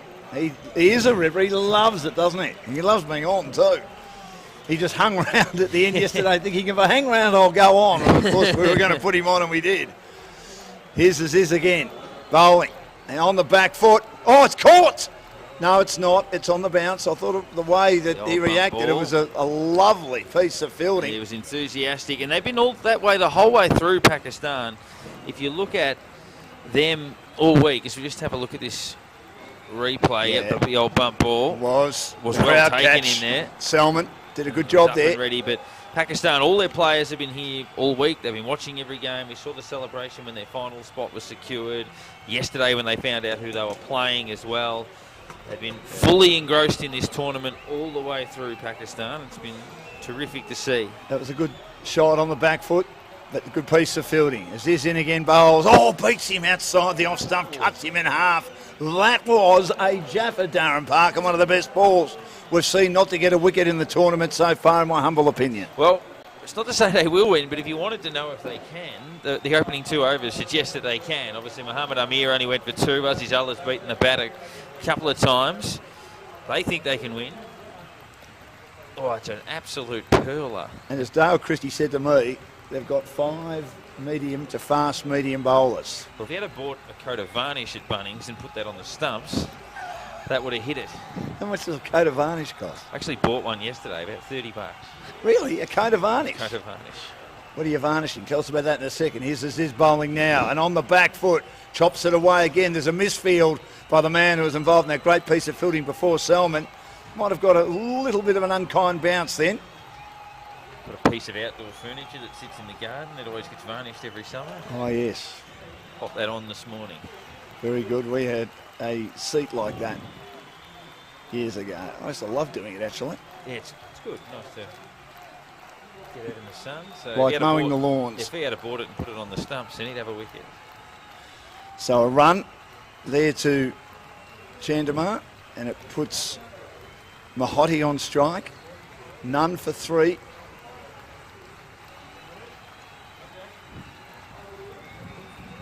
So here's Azizullah.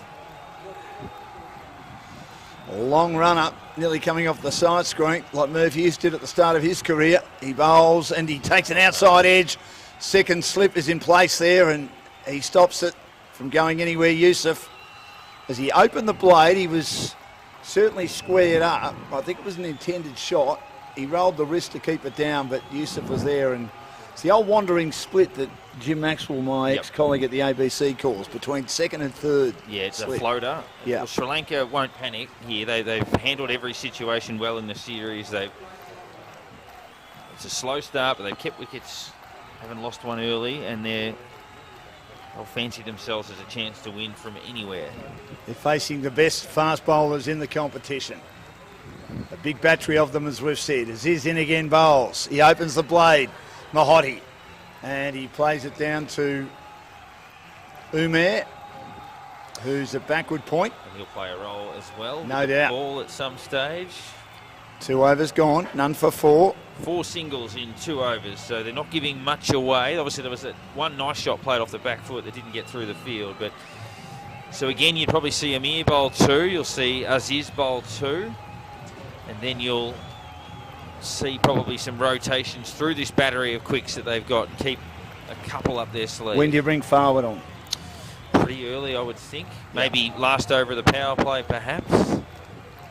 He batted well again, got 25, and then he tried one improvisation too many. So here's Mohammad Amir for his second over. And jamming down on it is Mahodi into the offside, no run. Again, as is often the case, teams employing a pretty stacked offside field. First slip, squarish third man, point. It's good technique, Mahodi. The bat. Very good. Looks like he'd be a good longer form opening batsman as well. Change the field around a little bit. There's a short straight mid wicket coming in now. And a deep cover and an extra cover. Here's Mohammad Amir bowling. And it's Yorker length, but it's slightly over pitched. It's flicked away through the onside for 1. Again, shifting on the crease, but playing it nicely. Mahodi, he has 3 and it's none for 5. So he's got that sort of Graham Gooch's type stance. Almost in a baseball type position. Tony Gregg was the first with that. And you often wondered, could he ever get the bat down for Yorkers? A few times he couldn't, especially Jeff Thompson in that famous 74-75 series.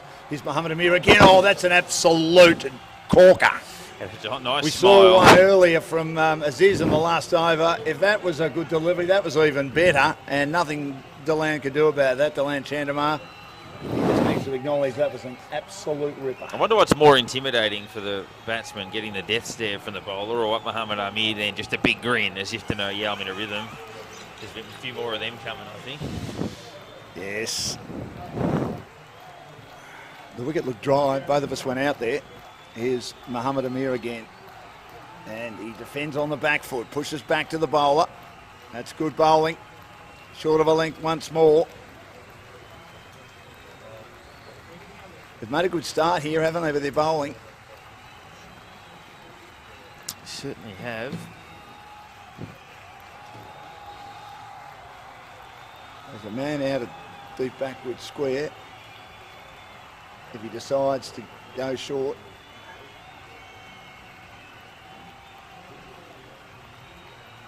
Amir has Chandimal chopping and chopping hard to short point, not scoring.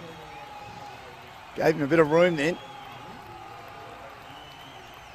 This has been a very good over. Just 1 run from it. Dot, 1, dot, dot, dot so far.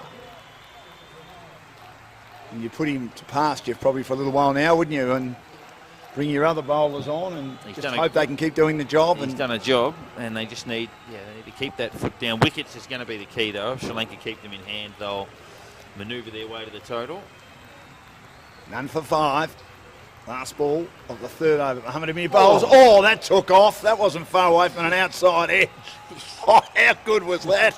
This is top quality fast bowling. If you love fast bowling and you're watching, you'd be having a ball. If you're the 2 openers out there, Chandamar and Vanu Mahodi, you might be looking for the smallest place in the house. That is absolutely sensational. Look at that. Took off short of a length, and he did very well then to drop the hands Delan Chandamar to ensure he didn't follow that dash. It's obviously going to be uncomfortable facing that, but if they want to take some solace or some comfort, these Sri Lankan batsmen, they can probably walk down the middle and go, this bloke did that to Ricky Ponting. This bloke's done that to Joe Root and Kevin Peterson and Alistair Cook. He's done it to Michael Clark. I can probably cop having him one whistle past me. Before he got called for the 2 no balls, they played 2 tests on neutral territory in England, didn't they? Here's Azizullah also bowling quickly. This is driven down the ground, though, over pitching. And unfortunately for Pakistan, mid-on is a little bit square, and that was a straight drive out of the top shelf from Vinu Mohodi. Beautiful shot, and that just arrests the pressure a little bit. None for 9 at the start of the 4th. As I said, they've got so much experience. He's come down the track to a guy bowling pretty quick too, so they're not going to intimidate this Sri Lankan team. They might get him out, they might be too good, but the Sri Lankan team aren't going to back away from it. They're making a very strong reputation in this tournament. They might take the trophy home for the 2nd time. I've met him a couple of times as Azizullah. He's playing for Lindisfarne down in Tasmania, one of the premier cricket teams. Good bowling, and he jams down on that. That's a good follow-up. That's the sign of a good bowler. Yeah, so he took 5 and destroyed Australia, I think, in the 2nd test of that series. Yeah. Tim Payne and Steve Smith made their debuts. And Smith batted at 8. He did. Baffling, obviously, on reflection. He was picked almost as a leg spinner who could bat. He had the whitest of white hair, like my son Alex did when he was 3, 4 and 5. And I did too. Snowy white. Probably didn't know that at that point he'd be in contention to be Australia's 2nd greatest batsman. In contention. I'll emphasise, obviously, with the likes of Greg Chappell, Steve Waugh, Ricky Ponting, Alan Border. This is dragged across the line. And it wasn't probably short enough to play the pull shot, but are they the 5? Cross-batted shot is okay. Would you say, so obviously we know who 1 is, but would you say that the 5 contenders for 2 are G. Chappell, Ponting, Border, Steve Waugh, Smith? All very different players. All very, very different players, yes. Yeah, no doubt. Probably Ponting at 2. Probably. Because you've got to look at the longevity, so, yeah, don't you, on the number of tests he played. I know there's a lot more test cricket played than when someone like Greg Chappell played. He did lose 2 years, didn't he, through World Series and you look cricket. at the era of the fast bowlers that Border faced and Greg Chappell faced. They were unbelievable, but Ponting's record's out of this world. Here's Mohodi again. Oh, no, it's Chandramar, I should say. Off the back foot, gets one around the nostrils again, but played it pretty well. And just allowed it to hit the bat to get it down towards squarish 3rd man. Well, talking earlier in the tournament about Pakistan and how obviously their quicks are very good here, but historically they've always had very good fast bowlers, and as a result they've usually played all right in places like England and Australia, more so than some of the other subcontinental teams. When I was growing up, Safras Nawaz was an interesting bowler. He took 9 for 1 against Australia in the test match in March at the MCG. He's on the walk on this occasion, Vinu Mohodi, and gets beaten outside the off stump. Aziz saw him coming and he made sure it was of Yorker length, well up delivery, and beats him all ends up. Let's have a look at this. Oh, that wasn't far away either.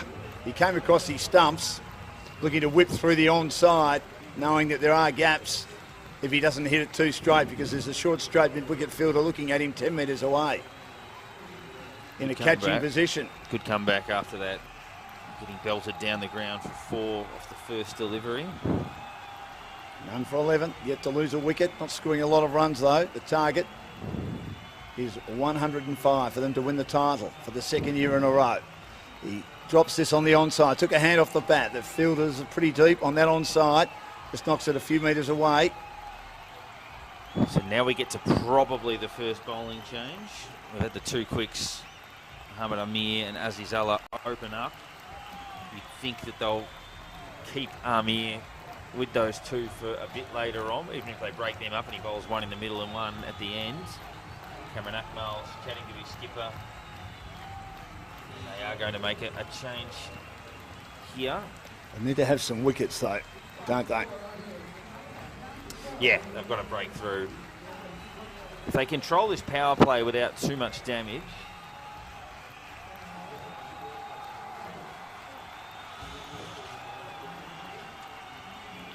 it's going to be... So just another 8 runs, you reckon? I think so. Umar Butt coming in. Yes. I think so. So Pakistan, I think, the end of the power play were 1 for 23, I think. Or thereabouts. The best power play of the tournament. But again, they just didn't make enough runs. They were happy, Dale Christie, the coach, with their ability to turn the strike over and get singles. But again, they found it hard against the pace bowlers. But as I said to you a couple of times, Dash, they're confident with the 5 that they've got. They'll be hard to score off too. Here's another one, Umair Butt, pushed into the offside. No run. Good field set, yes. Saving runs. So bowling to his field, 2 in close on the offside. The point cover, or sort of 2 covers. Mid-off there as well. Mid-on, so of course only a couple out in the power play. They've got mid-wicket, deep mid-wicket, backwards square. And Kartak there at point. Yep. And the third man's the other one outside the circle. Doing the fielding, Umair Butt, replacing Muhammad Amir from the Morning Peninsula end. Bowls again, and this is down the leg side. Taken well by Cameron Akmal. There might be a run out. He's been slow to get going. He was ball watching Vinu Mahodi. He was lucky his teammate said there's a chance for a run here, and Cameron Akmal had to move across his right-hand side, and they get a run. And actually, it was off the bat. And the ball was in slow motion too, just coming down the track back towards the stumps. It was like the 1999 World Cup revisit. Yeah. Again. Which Damien Fleming keeps saying that it took forever the ball to get where it needed to go. It grew a beard. I've heard him tell that joke about 4 or 5 times when I've hosted him at corporate, especially on Boxing Day.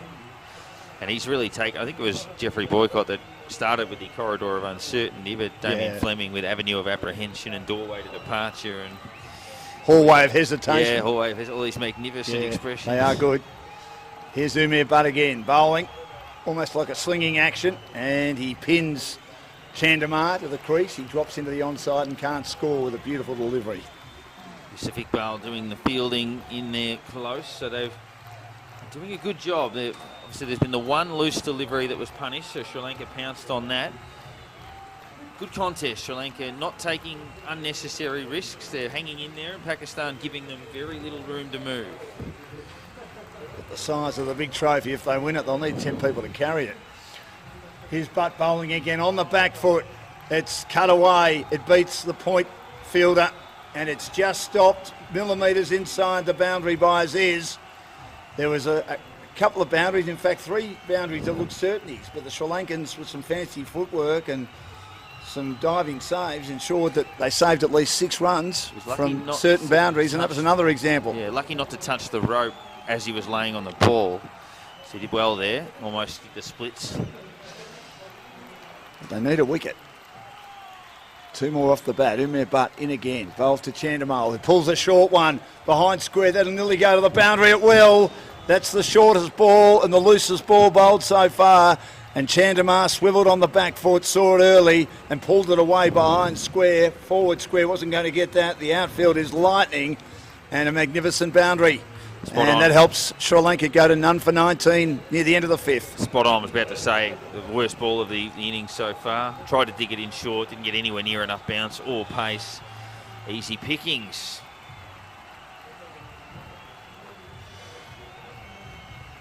Umair Butt none for 7. Last ball of his opening over.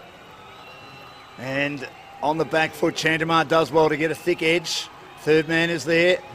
Aziz again will pick it up and they'll come back for 2. That's a very profitable over, 9 runs from it. The best so far, which means that a slow power play is turning into a pretty good power play. None for 21. Most importantly, no wickets as yet. They've got 1 more to go and they're right on target here to make it back-to-back ACL triumphs. They need a further 84 to win. None for 21. Chandamar 11. Mahodi is 10. And it's time for Suhas to join Darren Parkin. Pakistan took 7 for 25 yesterday to dismantle Afghanistan in that run chase. You're going to have to produce something pretty special again here. They've got the weaponry to do it, but this Sri Lankan team, solid as a rock. They got out of jail yesterday, Sri Lanka, on the back of brilliance, mind you. They dragged themselves over the line from a position that looked really dire. Now is that going to be the catalyst? Just sees them sweep on to win this competition. Suhas joins us again with Sri Lanka none for 21 off 5 overs, needing a further 84 runs to win from 15. There's Harry doing the tour once more down there. Yeah, this tournament has been his brainchild, isn't it? It's his baby. It is, and he's done a magnificent job. And that's played away beautifully, and it's going to pick the gap down there. Yusuf trying to haul that one in, couldn't get there. 4 runs. That's a good pickup shot. And the fact that it's come in early in the over, it's going to give him a lot of confidence. He checked it. Just a scoop.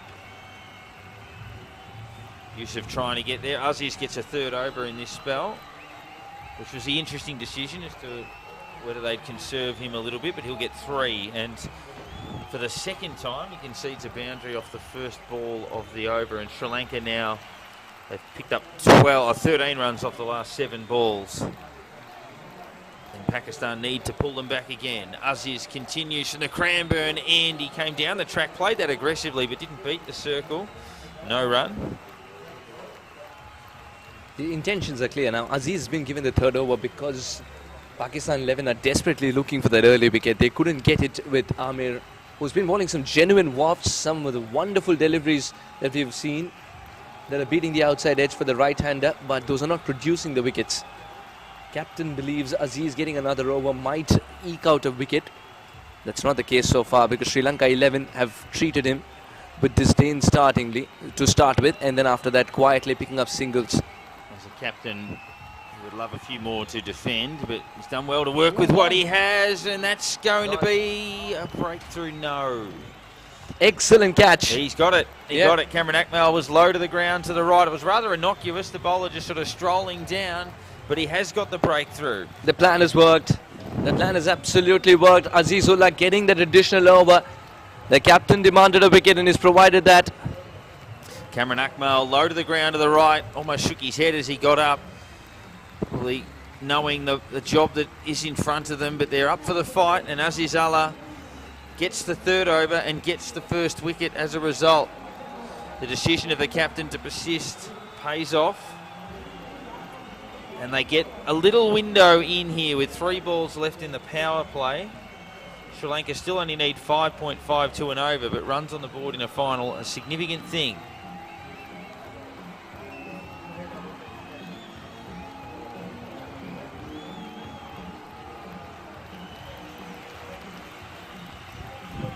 Captain Mahela walks out.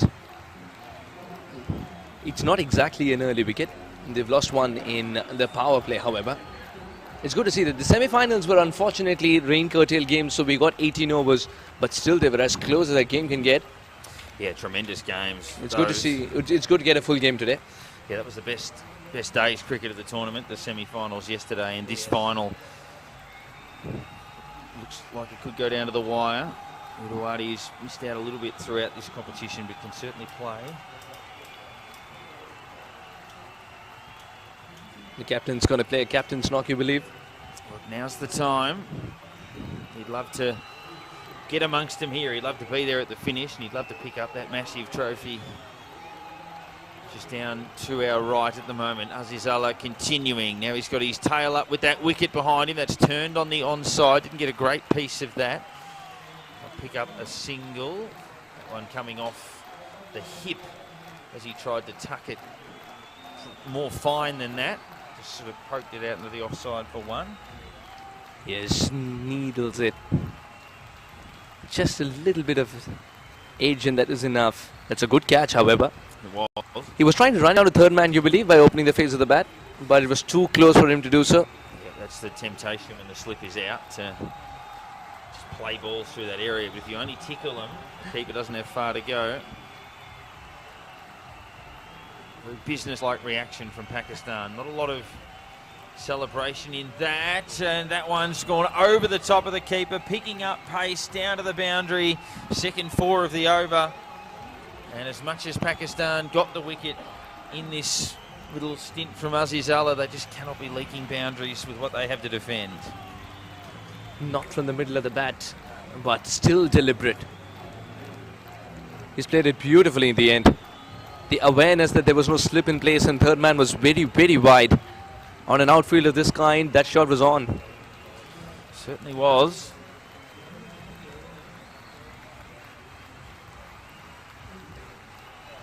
So one more left. And Azizala's third over. You'd sense that he'll get put out to rest for one more a little bit later on. That's a good delivery. Fuller, straighter, and just worked into the onside, no run. So 9 runs and a wicket from the over. 6 overs down, 1 for 30 Sri Lanka. 75 needed off 84 balls.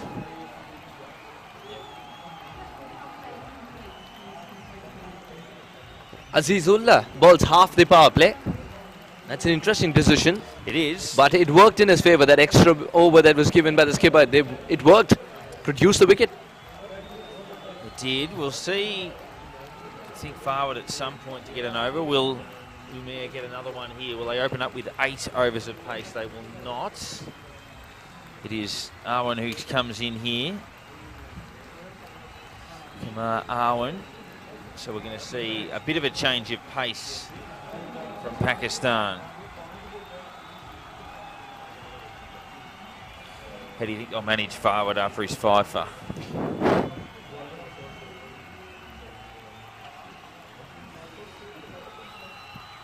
The question is, he's holding him back for what position here? Does he demand a change of ends, in the sense he wants to bowl for the other end?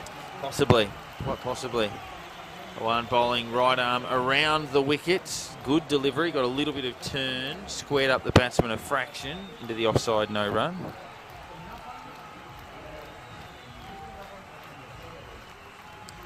So he'll get through his overs pretty quickly. Bowls that one a little bit quicker, and again played to cover, and again no run. So Pakistan trying to tighten the screws a little bit on Sri Lanka this over. This is a very good delivery. For a new man in, you want to tempt him to drive. This came out of the front of the hand. We're back live.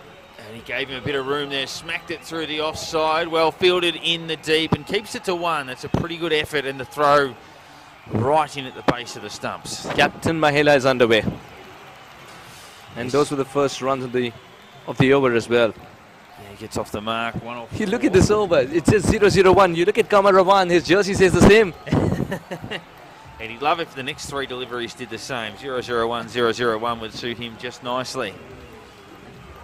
Sure, Umair wouldn't like the 0-9 next to his name.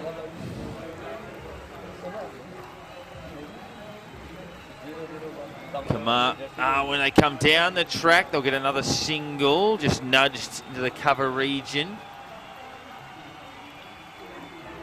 2 off this over so far, the first outside of the power play.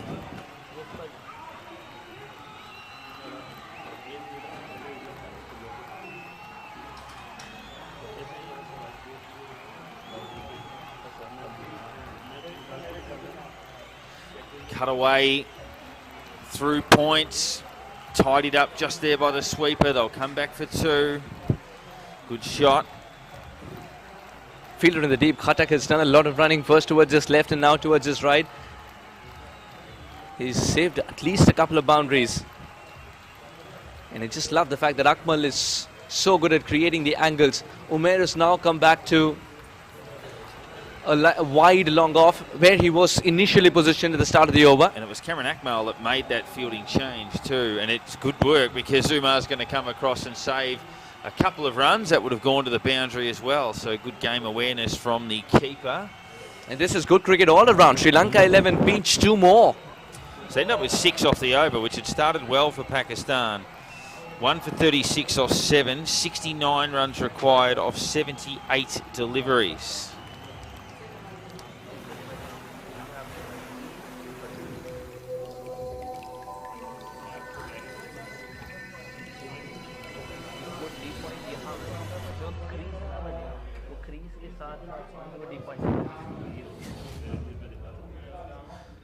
So they're going at just over 5. I like the progression in which runs were scored in Kamar Raman's over. Fawad Malook comes into the attack now. It's a matter of time. take All us the away. It was Pakistani ball by fans ball. were asking for Fawad Malook to get the ball in hand as a Christmas present. And you were right, he probably wanted that end, and he gets that end. Will he have a Christmas present under the tree that's a rather large trophy? Yeah. No, it's still an umpire, not Santa standing there. Beautifully guided, will pick up that single. He's not testing the arm of Khatak. He's seen how quick Khatak can be. Well, that's one thing they can't afford here, Sri Lanka, would be a run out there. They've got the game roughly where they want it. A loss of wickets would be the only thing that can curtail them at this stage. Fawad Malook's not giving that additional bit of pace. Umpire Vivek Kumar ensuring that we get a move on as quickly as possible, because he's got to consider the fading light as well. Absolutely. It might be slightly later on in the day, but still it's got to be accounted for. Just hitting 7 o'clock now. It's generally about the longest the days get at the moment.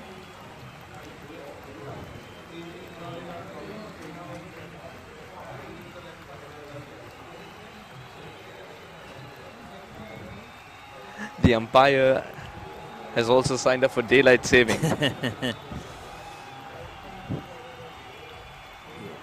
lot of different time zones in Australia, of course. So Melbourne and Sydney on the same time zone. Queensland in winter are on the same time zone, but they don't have daylight savings, so they're an hour behind.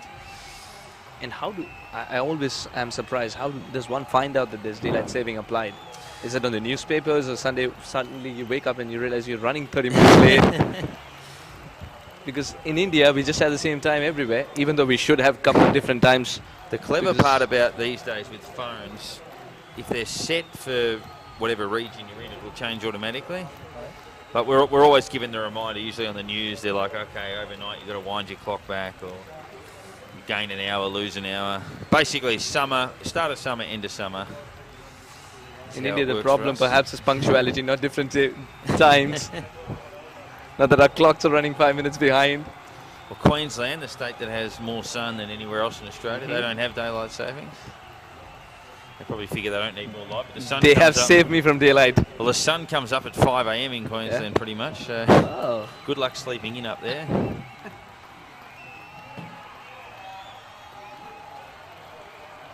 That's where perhaps the most alarm clocks are sold. Well, yeah, that's right. You'd want... Or most roosters are bred. We can't say that. Those block-out blinds you want. Yeah, you'd... birds will be under no illusions. Now that we've run out of the... we've run out of things to say about the animals in the zoo. Yeah, we've entered the barn. Yeah, that's right. Or the foal house, I think Dan called it. Took me a while to figure out that he was talking about birds. 8 overs, 1 for 40. 5 and over is the average. 4 off that one. Sri Lanka 65 away from the title with 12 overs to go. He's strung together a brilliant over once again, Fawad Malook. Just 4 runs of it, but looks like Sri Lanka 11 have a certain plan against Fawad Malook, who's picking up 5ers and 2 to 3 wickets chipping in. That's what he does. He's doing so on a regular basis. They've made a plan against him, perhaps not attack. Yeah, he might be the one they sit on this time, given he ripped the game apart yesterday against Afghanistan. That also means if you're not targeting Mohammad Amir and if you're trying to milk the bowling of Fawad Malook, you've got to target some other bowler, because it's not going to be a walk in the park on a track of this kind. Well, this target is continuing, bowled the first over, well, his first over from this end, and went for 6. He'll continue again here around the wicket. Oh, that's a good delivery.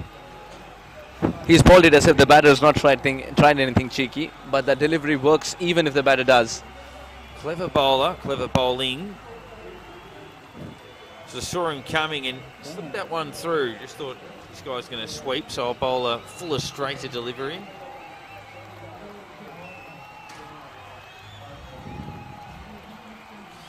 Pushes that past mid-off. Umair coming in off the line. So they've got a mid-off and a long-off. Mid-off just moving a little bit wider now in the direction of cover. Kamran Akmal does not like the fact that a single is considered without any resistance whatsoever. He's working so hard with the angles. Yeah. He wants the fielders to swoop in as much as possible and as quickly as possible. And they have to, simply have to if they're going to win this game, Pakistan. The rounded bats, if you look at it again, the bats are well rounded. Dhoni started it when he travelled to Australia. He says better connection, you do not get caught out if it hits the toe end of the bat. And that's probably adjusting from subcontinental pitches with that lower bounce and the spin to the higher, more trampoline-y bounce that you get in Australia. The touch of the gloves, the touch of the helmet, everything reminded me of Dhoni for a second. With the rounded bat in the frame. Big appeal. Oh, that was close. But that was a solo, he needed a chorus. It's a very good point. He didn't get a lot of support. The backup singers lost their voice in the Pakistan field there. Look, they're just turning too far, missing leg. Yeah, that would have definitely missed leg. Yeah. Great decision by umpire Sahan Veerasekara. The umpiring has been encouraging turn though for the bowler to get that much drift and then spin off the track. That spun too far for him to get that LBW. Right, it's just enough spin once again. Spins become like salt. You need just enough. That's a very good point.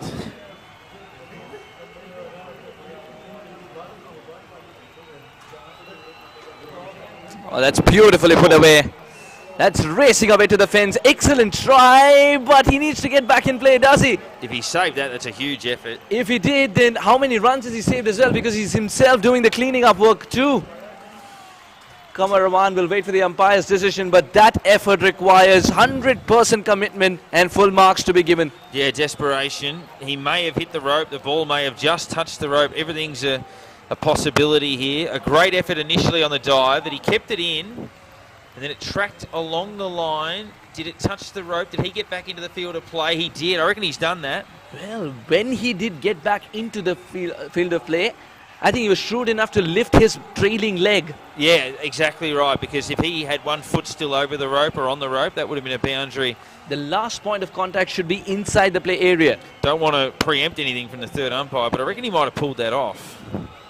We'll have a look here as to whether it touched the rope there. No, and I think the arm's away. He's now touched the rope, but the ball's still in play. Amazing recovery. The ball's just flirting with the line there. It's very close. Excellent piece of fielding. He saved it. It's all right. Excellent piece of fielding. He's saved at least 3 boundaries already within a span of 9 overs. Incredible fielding effort from Khatak. Most definitely is.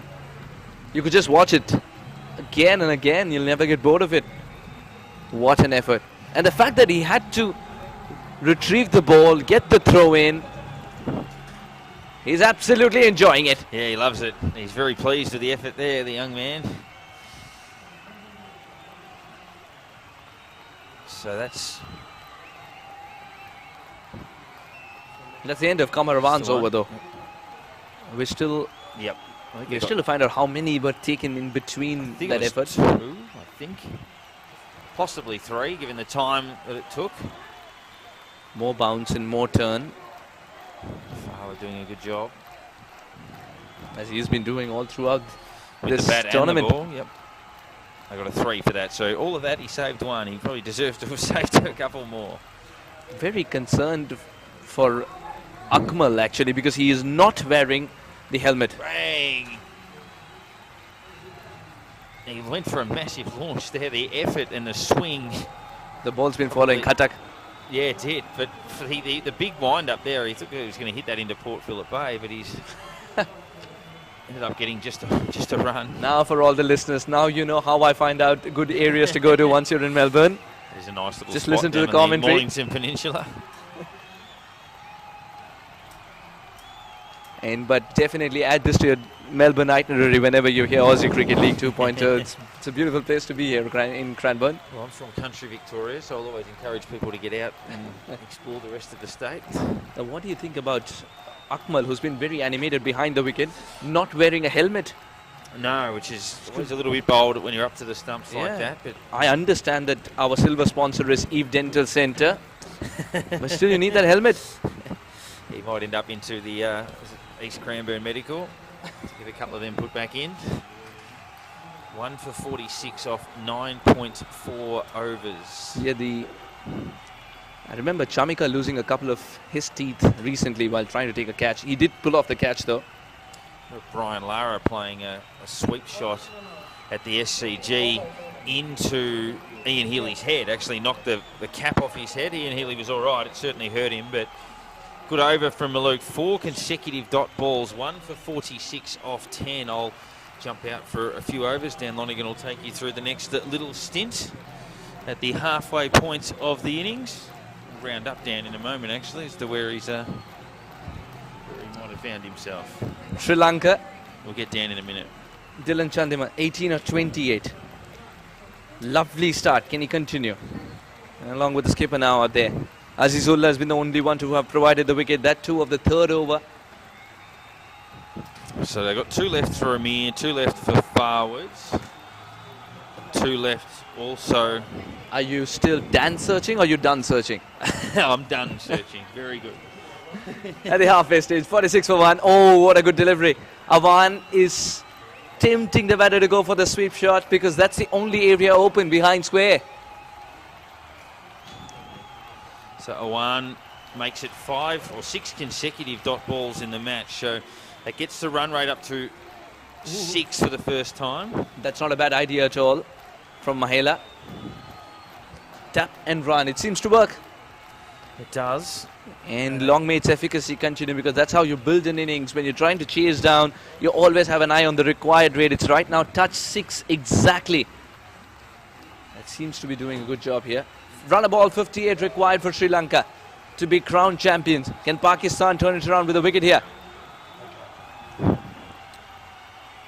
Another single. A single will suffice at this stage. But a bit of risk taken for this single. Absolutely, and they've got to try to create that risk, Pakistan. So the run rate's a run a ball now, and we saw Sri Lanka win defending from here. 7 off 6, 7 off 7, 9 off 10, I think the equation got to for them, and they were able to do it. Pakistan have the weaponry. Can they execute? That wasn't far away from the stump. That wasn't far away from the outside edge. And Cameron Akmal just put his hand up to his mouth as if to say, yeah, that wasn't far away. Wasn't far away at all. Oh, very close indeed. He was expecting it to be given a wide there, the batter. I reckon he's just played over the top of it, so good decision. The spinners are spinning a web around the batters now. Fawad Maluk gave away just 1 run. Qamar Awan's also giving away 4 with this excellent double. Initially thought there was only 1 on it. And they took the stump out of the ground with the hit as well, so well done to get home with some good fielding. Good cricket all around.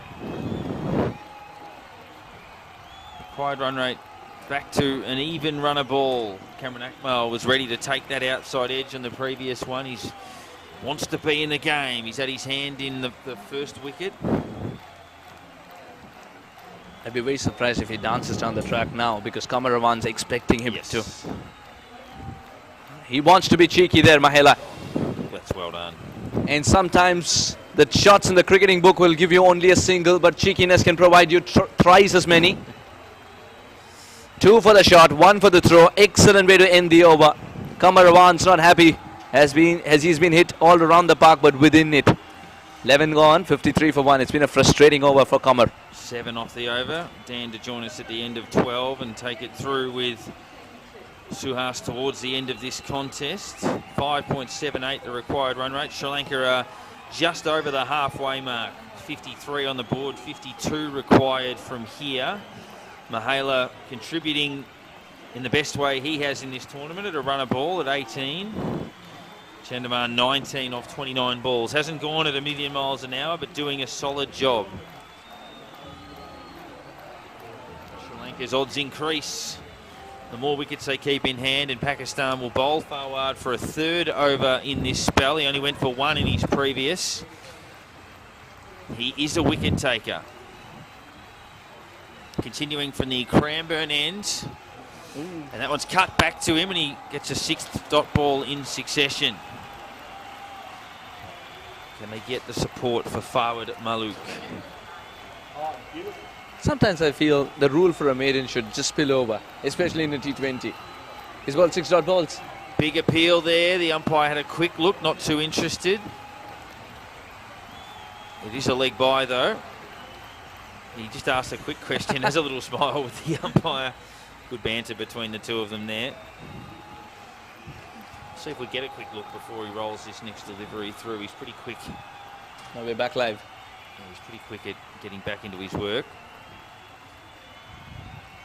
When you Playing do back in the crease. not allow your opponents enough time to get settled, sort of helps in your favour, isn't it? I can remember Ravindra Jadeja getting through the overs very quickly, and of course you're a better friend to the captain. We've discussed that because bonuses are around. Exactly. It's Christmas time. Bonuses are around. It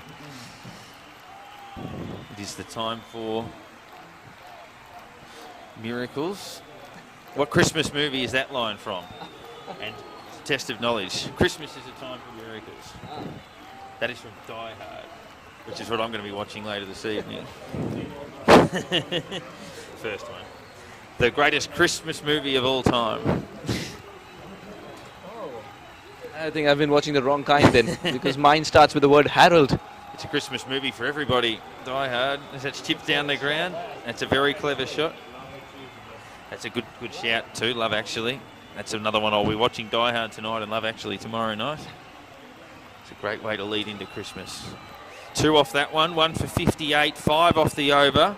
So they've negotiated forward Maluk pretty well here. He's only got 1 over left after this. They've kept him wicketless for now. And they've ticked the scoreboard over sufficiently to stay ahead in the game. Last ball of the 12th over. They take a big stride down the track, but then defend. And no run. Howard in there at point stops that one. 1 for 58, 12 overs down. Dan Lonergan will take you through to the conclusion here with Suhas as Sri Lanka 47 away from back-to-back titles. Well, it's the best bowling lineup, Suhas, isn't it? Against the best and most consistent batting lineup, and the batters are doing the job again for Sri Lanka. You always have. They've been outstanding. Oswood Timber and Hardware, our major sponsor, along with Gainwright Accountant, Exclusive Migration and Spectrum Real Estate Group. Great to have them involved as we come to the end of the second Aussie Cricket League. Beautiful food as well from Gorstrick at Lyndhurst, which is just down the road here. I've had the chicken. It's probably a little bit too spicy for me, but knowing you, you'll absolutely love it. Suhas, you like your spicy food? A little bit, yes. I have, perhaps you could say compared to you, my spice-o-meter is a little higher. I was sweating like 10 men after I had the chicken. It was lovely, just a bit hot for me. Yeah.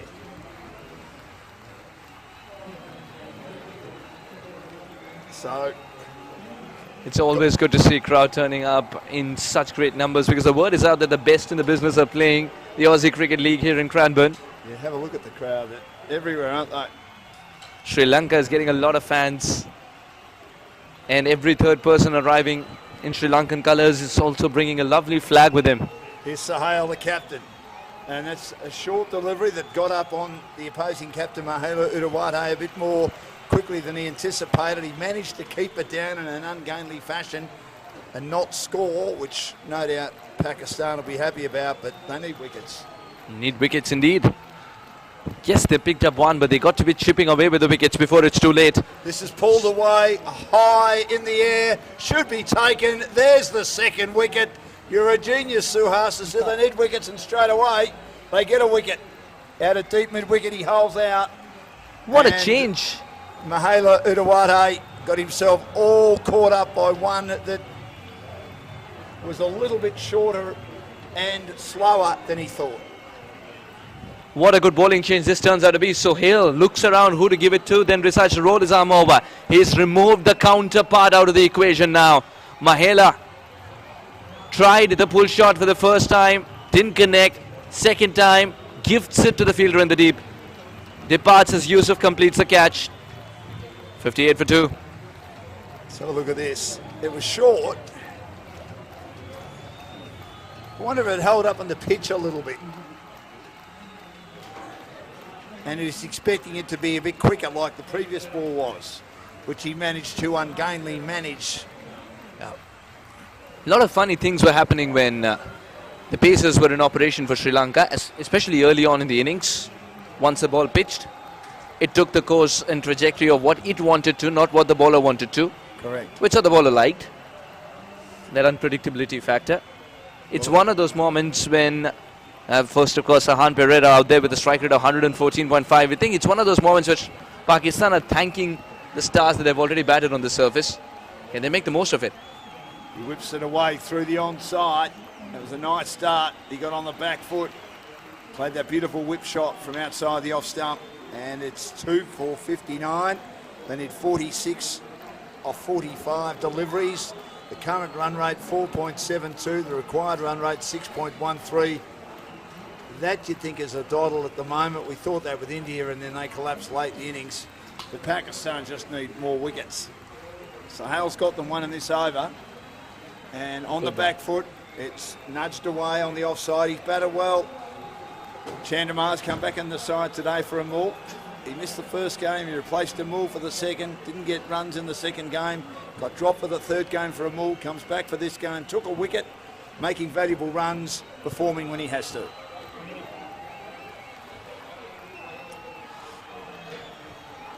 Mahela hasn't been the best with the bat in hand, to be honest, in the entire tournament. He struggled, the former international. And this is on the onside. Of course, lots of vacant territory inside the circle on the onside as it's worked out to deep mid-wicket. Not quite bowling to his field then. Sahale, 2 for 61, who plying his trade at Noble Park here in Melbourne on a Saturday.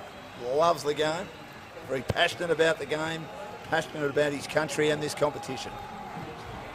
Sahale in again, almost like a sling action, dropped into the offside, has to do his own fielding and almost crashes into Yusuf coming the other way. I'm very sure the king of sling, who's in as a bowling mentor for Sri Lanka, is looking at this one as well. Well, he'd be delighted with the way his team's performed. Again, like last year, they've dropped one match and they went on to win the final, and they're in the box seat to win the final this time round. 7 overs to go. 42 needed. Pereira 2, and Chandimal's been there since the start, holding this innings together, 24 off 34. A silver sponsor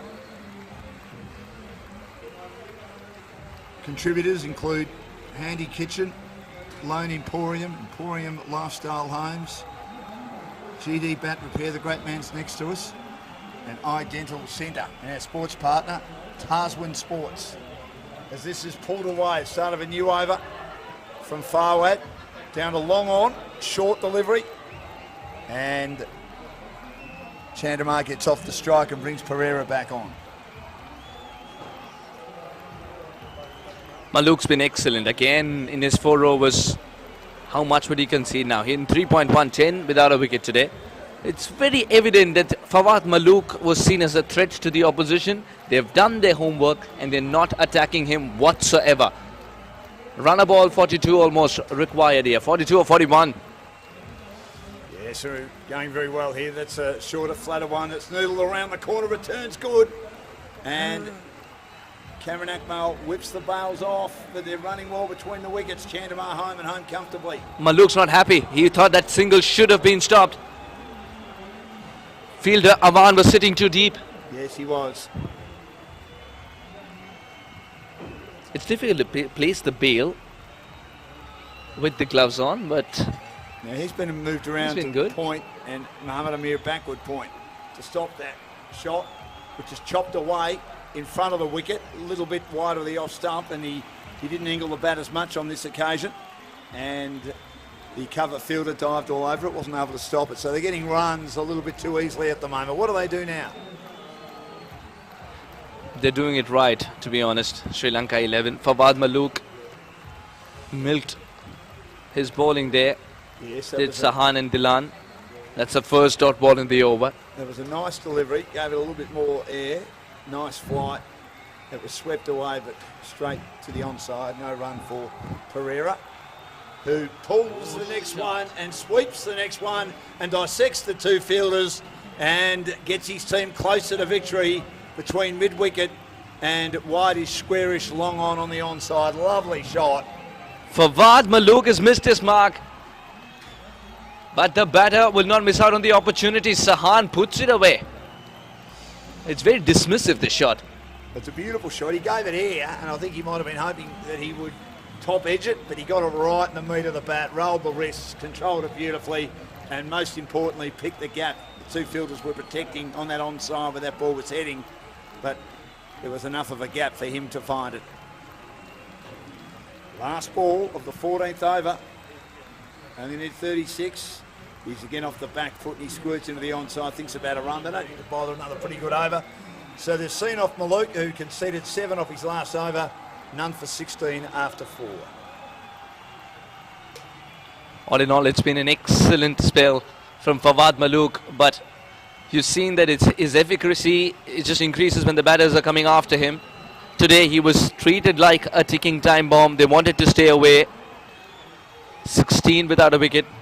And both these batters have realized it's a modest total. If you can target the other bowlers, you can still get it done. Run a ball 36 required for Sri Lanka 11.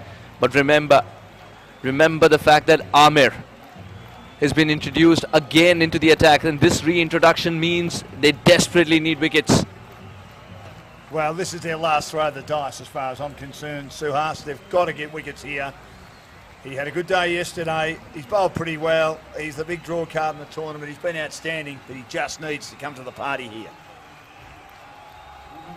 Oh, what a good pickup shot. That. Wow. Oh! That's gone and hit the speaker.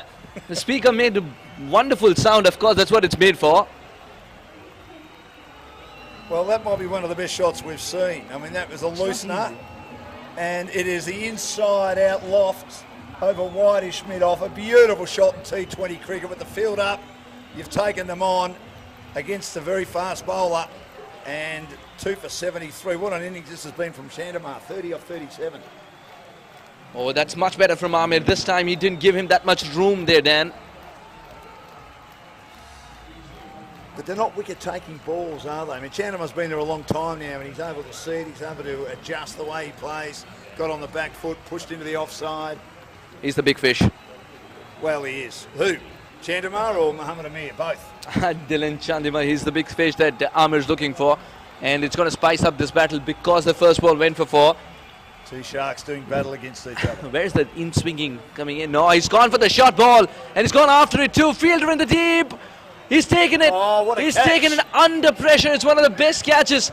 Otherwise, it was travelling indeed. Mohammad Amir will breathe a sigh of relief. Dylan Chandimal, who was looking like he was the one to play the anchor's role, stay there till the end. He's taken the bait for the short ball. And a terrific catch by Awan has brought Pakistan back into this game. He's furious with himself, Dylan Chandimal, as he realizes he's let the adrenaline rush take the better of him. He wasn't far away. If we have a look at the replay, I thought that Arwin might crash into the rope. He had to backtrack a bit. He didn't have control of the shot. He top-edged it a bit. He's actually a couple of metres inside the boundary. And look how relieved he is. He's lying on his backside and thinking, thank God I caught that. That's a well-directed bouncer as well. And you got to bowl it when the batter least expects him.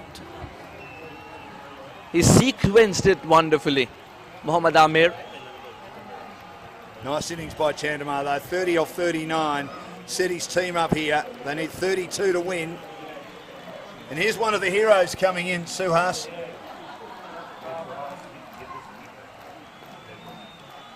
He's got an average of 12, a strike rate of 126.32. 24 runs. And this is Janoda, who took a couple of wickets in one over in his first over today, and a hat-trick yesterday in skittling India to get them in the final. Mohammad Amir, is there a... Oh, that's a wonderful delivery once again. He was backing away, but the change in pace has done the trick here. Remember, Arosh can meet the ball at a comfortable height if it's the same level bouncer. You got to get it really high for Arosh because he's blessed vertically. What about if you bowl a similar delivery to what Chandamar got? Do you think he can control it better? He can smash it away because it would be at a comfortable height for him, the chest height. The Yorker would be difficult to negotiate for him, and we haven't seen one. Now we see the change in pace. It's done the trick again. The off stump is slightly pegged back. Mohammad Amir, the speedster, has provided the slowest delivery. And once again, it is when the batter least expected it to. Arosh plays the wrong line. Arosh departs without troubling the scorer. Sri Lanka might be in the spot of bother. And he stepped away too for the second ball in a row, and this one was right on line. Cometh the hour, cometh the man for Mohammad Amir. He's taken 2 wickets in 3 balls, 2 for 7. He could still be the hero here. He's got another 7 balls left, and that slow one, he had stepped away to the leg side. He'd exposed the stumps. All he needed to do was bowl on line, but because the ball was so slow, Janota completely misread it. He's just returned the favour here, Mohammad Amir. Mohammad Amir has returned the favour.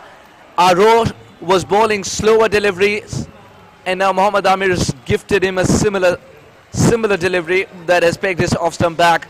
In comes Malik Kore, 66 runs and a highest of 37. Strike rate is just over 100. He's suited for this kind of a situation. Can he emerge a hero? Boy, can he bat. We've seen Malik Kore hit the bigger ones. Yes, he got a very important 30. Slip in place, Dan. Yes. Slip in place. Oh, that testing line from the left arm seamer just continues, and the ball lifts up.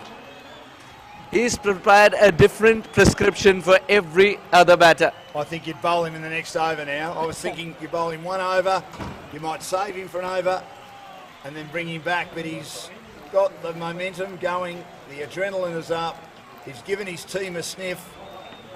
He is the money man. They need 32 to win, off 30 balls, Sri Lanka. And all of a sudden, Pakistan are back in the match. Their coach, Dale Christie, said they've got all these medium paces.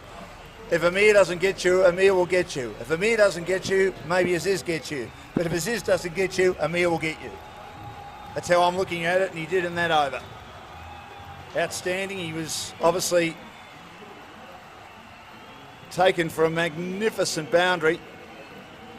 1 over left for Amir, and that would be gold dust in the eyes of the captain of Pakistan. Correct. 11, Sohail. And then he fought back brilliantly. Will Azizullah also opt for the slower delivery? The right arm seamer. They've brought Azizullah back as well. He's got 1 over to go, 1 for 17. He's been a wicket taker in the tournament, wearing the green wheels as he comes in again from the Cranbourne end. He bowls. Oh, this didn't bounce. Dan, this didn't bounce, and Sahan was quick enough to bring that bat down. Otherwise, Akmal would have been a happy man, saying this wicket is doing the same tricks to other batters too. He did well to squeeze that one down, didn't he? Pereira, who's a very compact player, 7 off 7. Kure, yet to open his account. 1 delivery. Mohammad Amir with 1 over to come. But they've got other firepower. Azizullah is one of those from Lindisfarne. He's been playing his cricket this year in Tasmania. Tempted slow one. He gets a nice leg glance here. Long chase around for the fielder, who's at deep mid-wicket. And they come back for a couple. That's Umair Butt doing the fielding there. And that was a nice shot, well placed. And they're 2 handy runs, 4 for 75. They need 30 to win off 28 deliveries. Well, they want to take it to the last over here, Sri Lanka 11, because they've seen and learned from the other teams what happens when you put undue pressure on yourself. Pakistan would believe they've defended targets before. This could be one such story too. Aziz, can he pick up a wicket? He does. He was very close to doing so.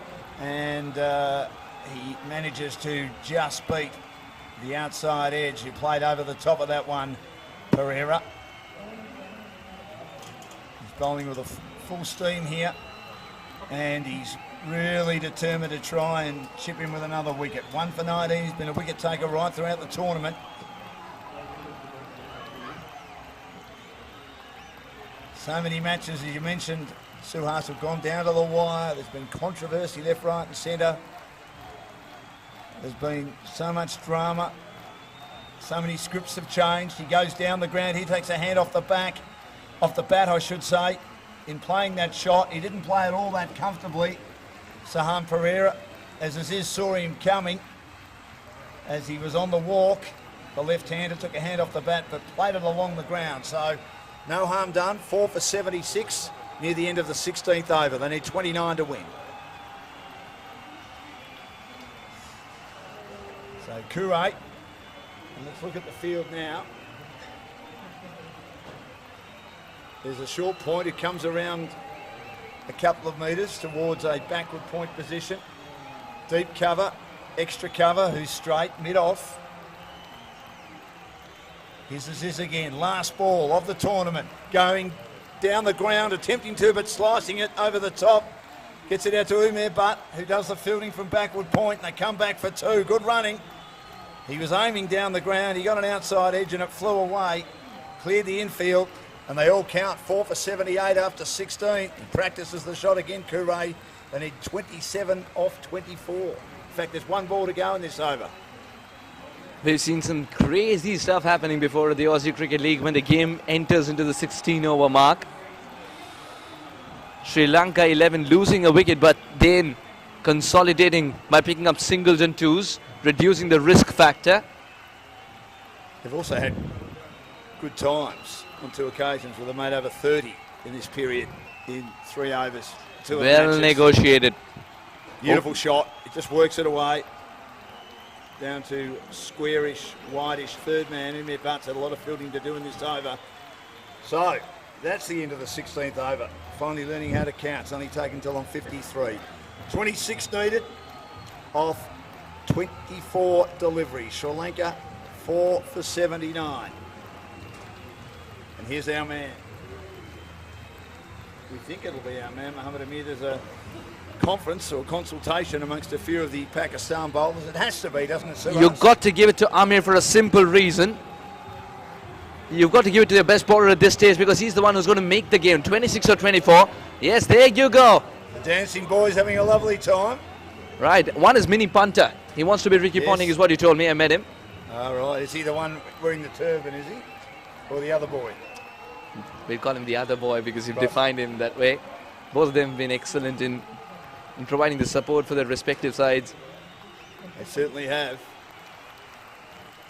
Such a joyous occasion. It's one of the reasons that I love Aussie Cricket League. It's an amalgamation of so many cultures. Oh, yes. Cricket brings people together, doesn't it? And when you get someone like Mohammad Amir playing, he's in again, he bowls, and it's pushed into the offside. A little bit of hesitation, but here hesitate is lost, and the fielder hesitates as well by fumbling.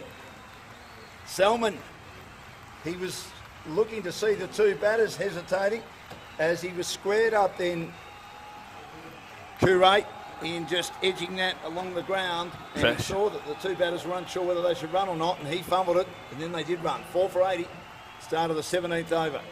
Pressure there, Dan. Pressure. It makes you do funny things. Yeah, it does. It was straightforward. He wouldn't leave it 9 out of 10 times. There would have been a throw coming in. Not on that occasion. Where is the Yorker? We're still waiting for that one. There it is. But he whips it away. Didn't he play that well? Beautiful shot by Pereira. Out to deep mid-wicket for just 1 though. Hit it a bit too fiercely. In trying to maybe get 2, and the fielder was roaring in from the deep. Yusuf at deep mid-wicket. They need another wicket now. The runs are running out to defend for Pakistan. They have to make 24 look like 30 by throwing themselves around in the field, saving those crucial singles. You got 2 wickets in the last over, 2 and 3 balls. His figures are 2 for 9. They're pretty good again.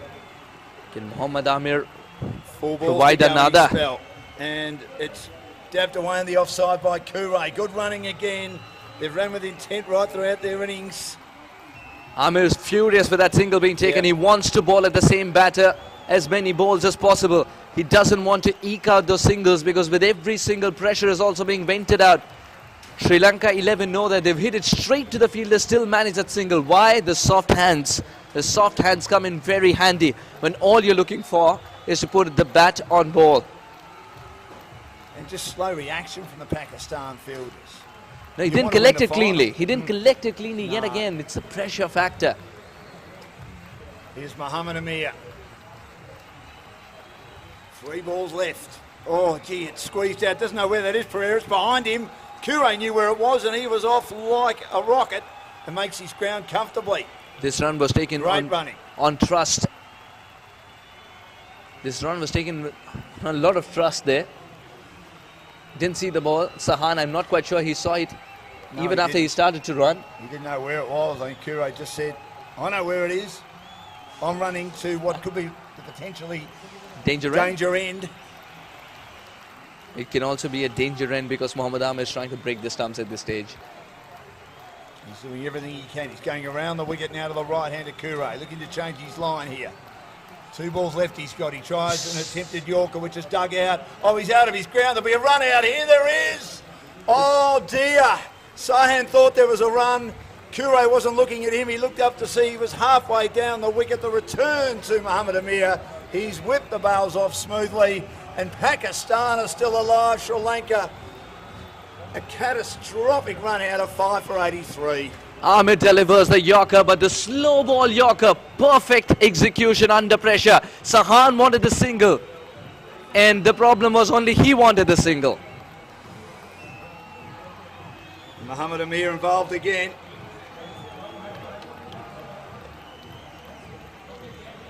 As we look at one of the cameramen, and he waves. That's Jay. That's Jay. Jay.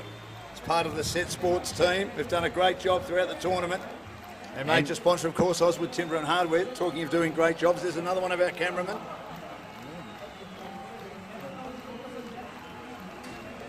That was Nathan. Nathan and Jay and all the cameramen have done wonderful jobs. And there is Jack. Good on you, Jack. And Jack's expecting to be promoted to do ball follow from up there. He will be. He's done a terrific job indeed. He'll be in the cherry picker next year. Here's Muhammad Amir around the wicket bowls. Pulled away, short, too short. Oh, that's a boundary, or has it been stopped? No, I don't think he has. It's a boundary. Magnificent shot, just a bad final ball by Muhammad Amir, and he's shattered. I'm so sorry to say, but for someone who's taken a spectacular catch, I thought he was a little less committed in that run. He had to run full tilt. Well, he never was in control. And then it ran away from him. This is Arwen we're looking at, who originally, you're right, Suhas, he had no chance, and then he dived on it, got hold of it, and he's obviously hit the ground, and the ball's come out of his hand and rolled into the rope. So there's a handy boundary, but Muhammad Amir, 2 for 15. There was a run out in that over, but with 3 overs remaining, they need 18 runs, a run a ball, Sri Lanka to make it back-to-back in this tournament. Now, lovely boundary by Kure. He was fantastic getting on the back foot. Runner ball 18. You saw how that boundary has tilted the scales. A runner ball 18. Sri Lanka 11 would be pinning their hopes on Malit Kure at this stage. He's faced 7 deliveries for his 9. You can't leave it to the new man all the time, Andy, who's walked out. Although he's made some contributions in the field with the bat. What a catch he took yesterday, which started the collapse for India and helped get Sri Lanka into the final. As the cameras pan on our control room, they've done a great job, the boys, to our right.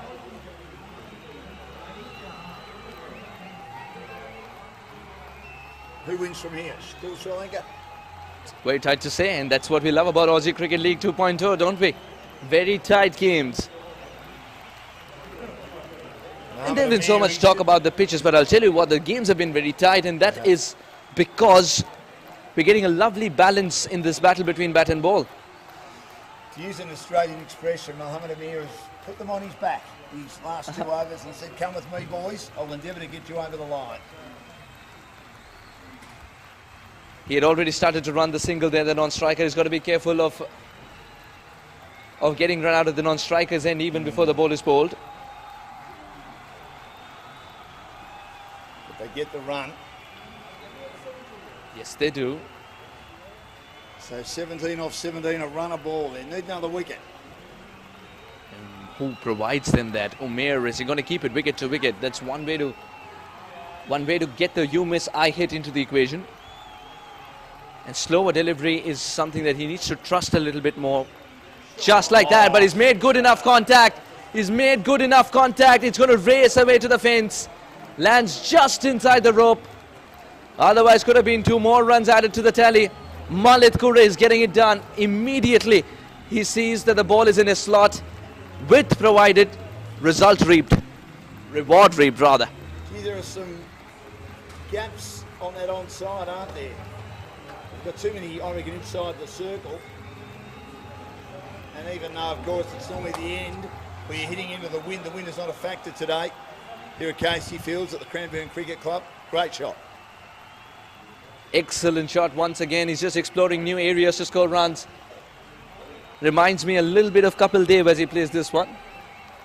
And again, I'll use his name. We've used his name a lot. VVS Lakshman with the wristy play round the corner, taking it high from a ball that was short of a length. This over is turning out to be a disaster for Pakistan. Yes, 6 runs of the first 3. Yep. 12 needed off 15. Sri Lanka can nearly taste this. Suhas. It's not a cross-seam delivery coming up, but again, change in pace expected. Wonderfully cut away. That'll be 4 more. There's no stopping this. Oh. Enough room once again, and Andy's not going to miss out. Both the batters are taking turns. Very safe. There was a fielder a point, a fielder extra cover. They just stood there. Nothing they could do. They need another fielder in the deep, don't they? If he's going to bowl there and bowl short. I mean, the nearest fielder. Well, Sahel, the captain, is here in front of us. That white-ish, squarish third man, he needs to be around, but protecting at a point on the boundary, doesn't he? I think he wasn't given the memo that he's going to bowl a delivery that's cuttable.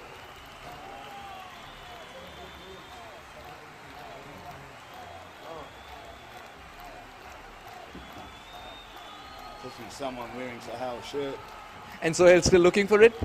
Probably is. He does want to come back on. He's surprised that Sahal would be here. He likes being in the action. When was the last time the captain was pranked while the game was going on? Well, they're nearly home now. They need 8 off 13. Great shot. Excellent shot. Such sensible batting this. There are ways of chasing down a target. None more sensible and elegant than this. Get the boundaries when the ball are there to be hit. When it's a good delivery, respect it and pick up 2. 6 away from victory. 6 away from retaining the Aussie Cricket League trophy. 12 runs from the over, and this is what they've been good at late in overs, haven't they? In their ability to have big overs. And we saw them make over 30 yesterday, which was the difference between them losing and winning. Mind you, we know India lost their way in the last over and a half, and they got 34 from 3 overs against Australia in the back end of their innings.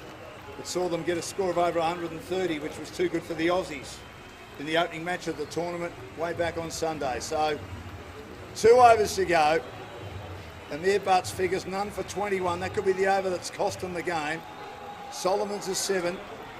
Melith Kure 14 off 9, and they need 6 runs from 2 overs. And Yusuf is coming to the attack to bowl one of those overs, hoping that with his spinners they have to go to a final over, which would be fitting for this tournament as it comes to an end for a 2nd year in a row, and there are lots of trophies to be presented, particularly the big one, which hovers over all the rest magnificently. Sri Lanka, I should say, they're on target to win it for the 2nd year in a row. 5 for 99. Yusuf bowls. Attempts to cut and misses.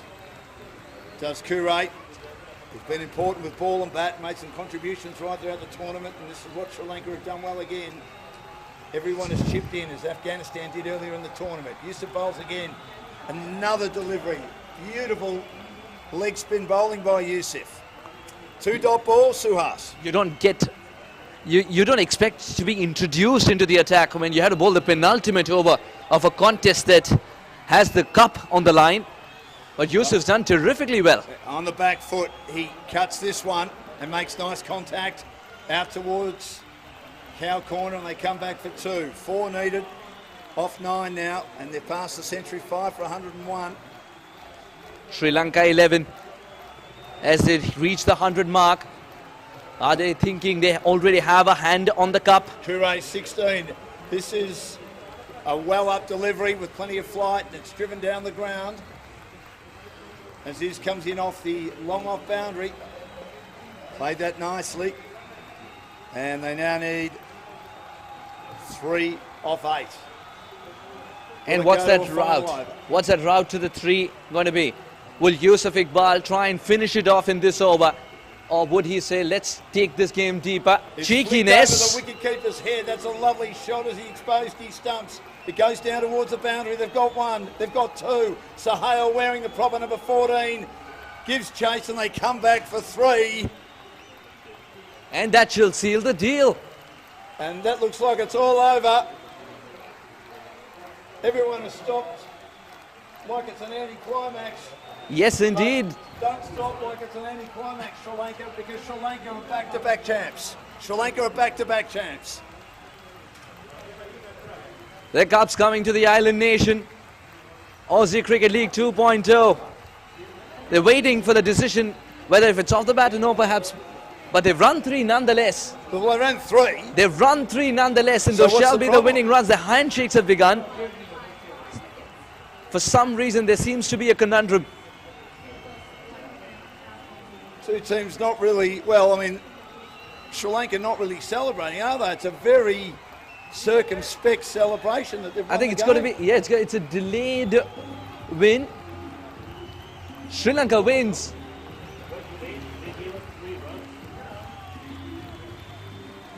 Are the Are they fans saying there's still 1 to win?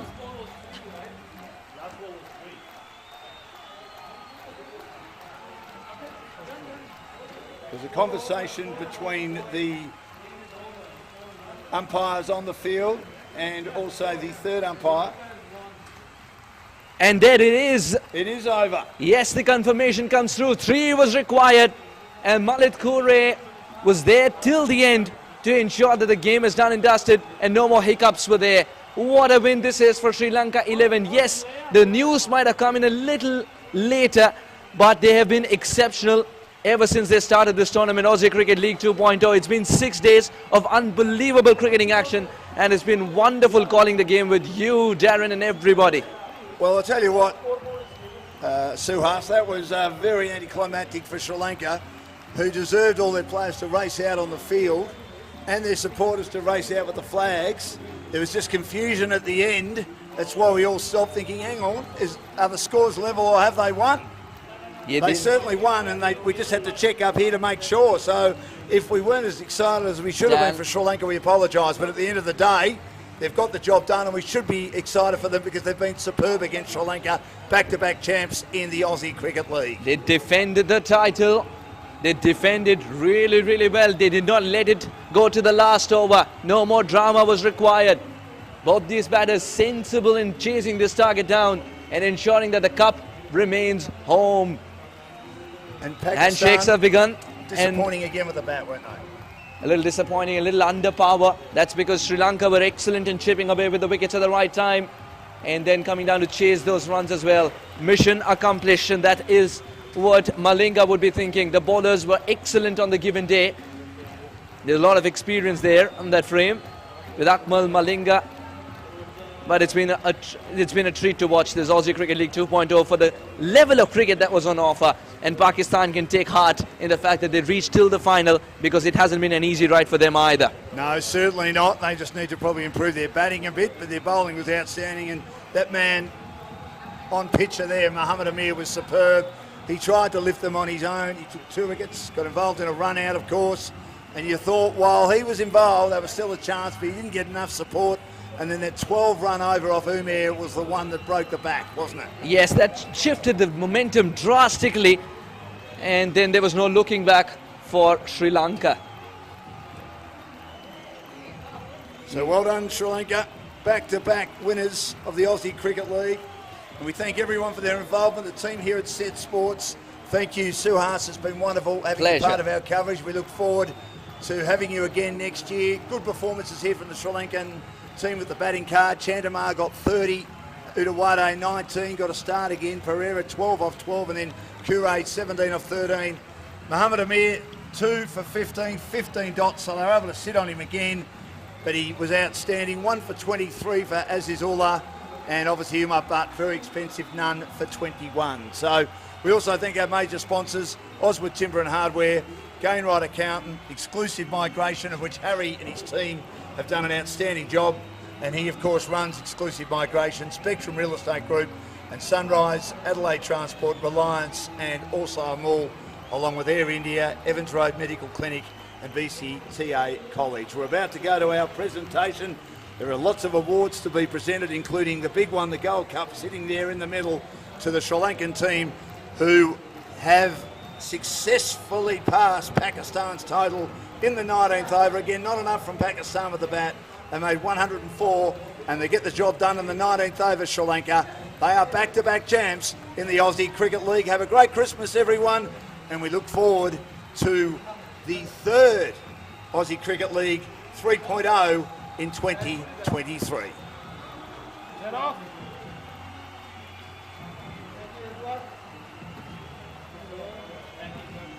Thank you, guys.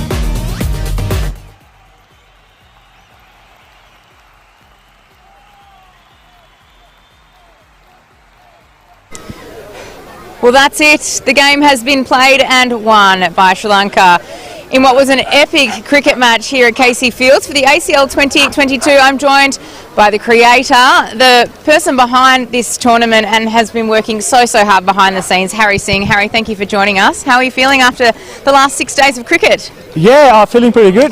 First of all, I would like to congratulate Sri Lankan team to winning the title. It's the second title in a row. 2021 there was a winner, and they repeat the best performance again. And so I would like to congratulate Team Sri Lanka. And there was a few extra teams in this year. Great to see the competition growing. You must be proud. Yeah, we must be proud on our committee. As a committee, we worked really hard from last, I think, 10 days or so. So full credit to our committee. We've been working really hard till like midnight, and few boys, even worked till 3 o'clock in the morning to get the ground ready for the next game. So it was a good effort by our ACL committee. And we've spoken to many of the players over the tournament, and they've all said how wonderful it's been a part of. So thank you from them. And we've got a few thank yous, don't we? So we'd like to thank some of our sponsors to start. Yes, so we'd like to thank our old sponsors, Oswood Timber and Hardware, our presenter. Thank you very much for supporting us. Our co-presenter, Gainride Accountant, that was a massive support from Gurveen Kaur from Gainride Accountant. And Spectrum Real Estate, that was a massive support from them as well. And all of the sponsors. Yeah, they've all been wonderful. I'm going to start off, we've got a couple of awards as well, but we'd first of all like to start with one of our media partners, and that is a big thank you to Voice of Australian. So you're going to be presenting them with an award. Yep, so come on in.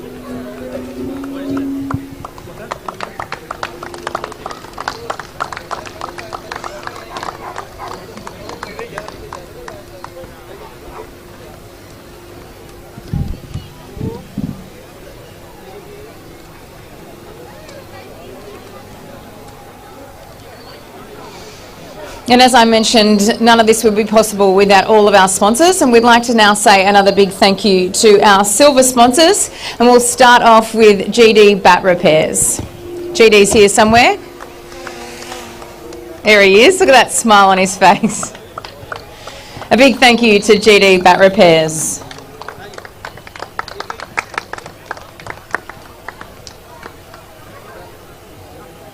And our other silver sponsors that are here today, we'd like to say a big thank you to Lone Emporium and Emporium Lifestyle Homes.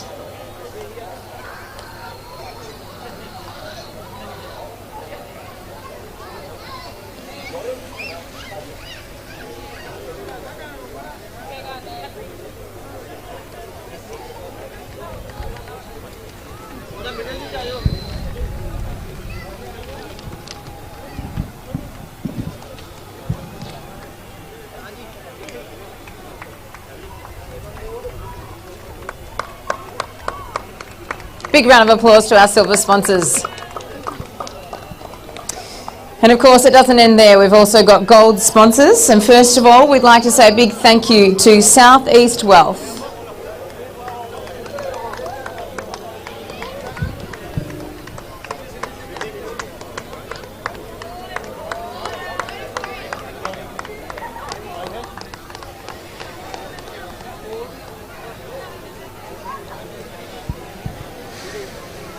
And another one of our gold sponsors that are here today that we'd like to say thank you to is Carlin Development.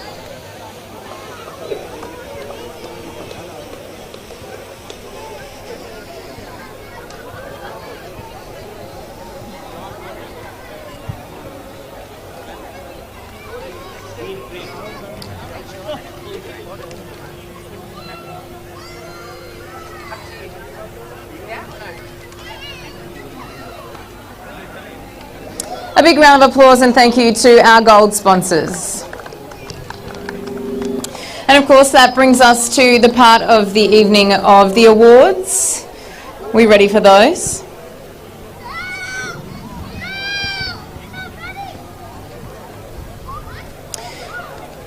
We're going to start with the best batsman of the tournament.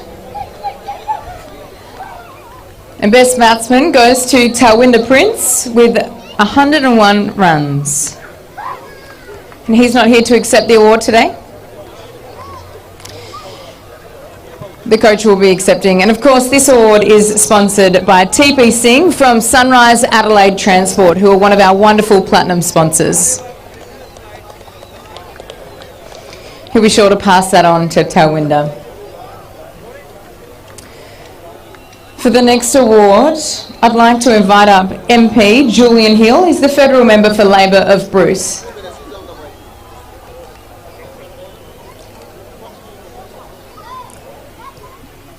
Next award.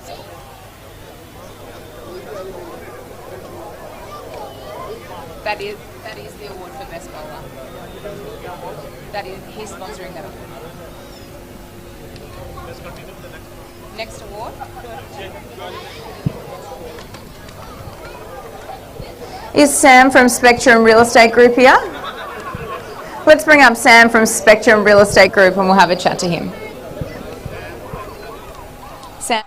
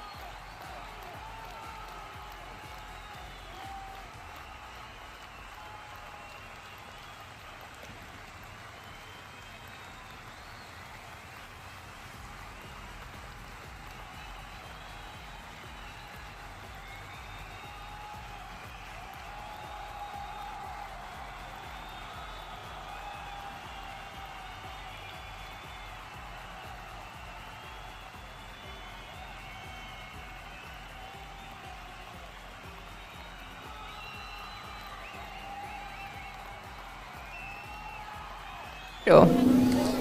Yeah, it's pretty special because it all happens because of the effort of the boys. So hopefully next year as well. 3 in a row, the hat trick, you reckon? Yeah, hopefully. Yeah. We'll see. Well, you've got some tough competition. Pakistan were fantastic today, weren't they? And I touched on it when I was speaking to Sahel. They've got individuals in this team who are superstars, but as a whole, they're a wonderful outfit. Absolutely. Pakistan always have been very great competitors. So I knew it will be a tough game. So we just want to make them their score low as possible so we can chase them. So credit goes to them as well. What do you think the difference was today to get the win? Difference is our bowling. They bowled really well and very well disciplined bowling. So credit goes to the bowling unit, especially in this wicket, keeping them around 100 runs. So it will give us a boost to do it. Is there anything else you'd like to say? Any thank yous? Yeah, special thanks to Lasit, and he came and helped us. He gave us a lot of tips, and the coach and the manager. So and the fans, they gave really good time with us. Okay. Well, thank you to you and to your team. Would you please put your hands together for the winning captain, Mahela Udawate. Stay up here. And we'd like the Sri Lankan team to make their way up one at a time and collect their trophies.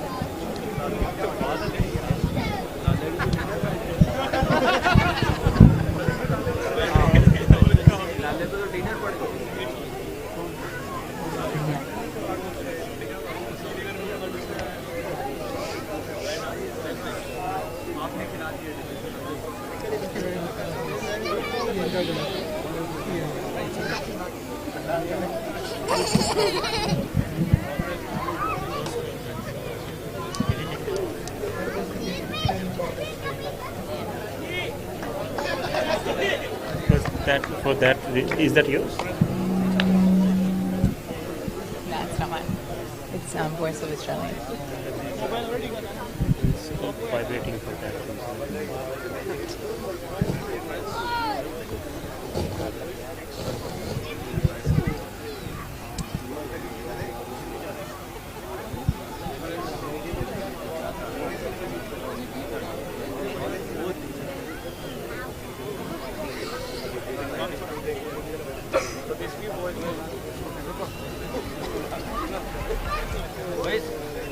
Not gold.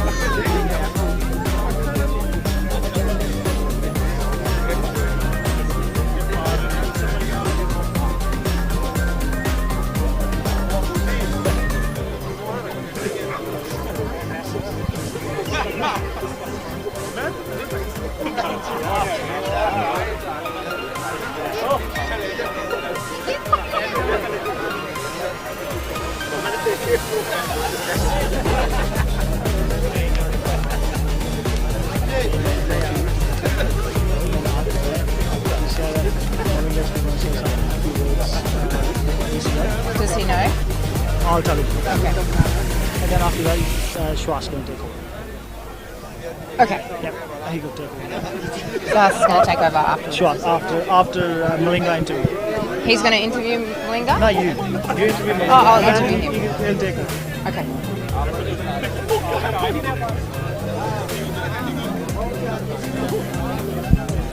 And they mentioned how special it was to have him as part of the team. Put your hands together for Malinga.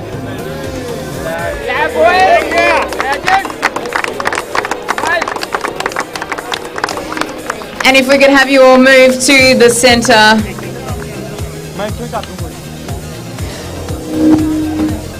If we could have you all move to the centre and we'll present you with the winner's trophy.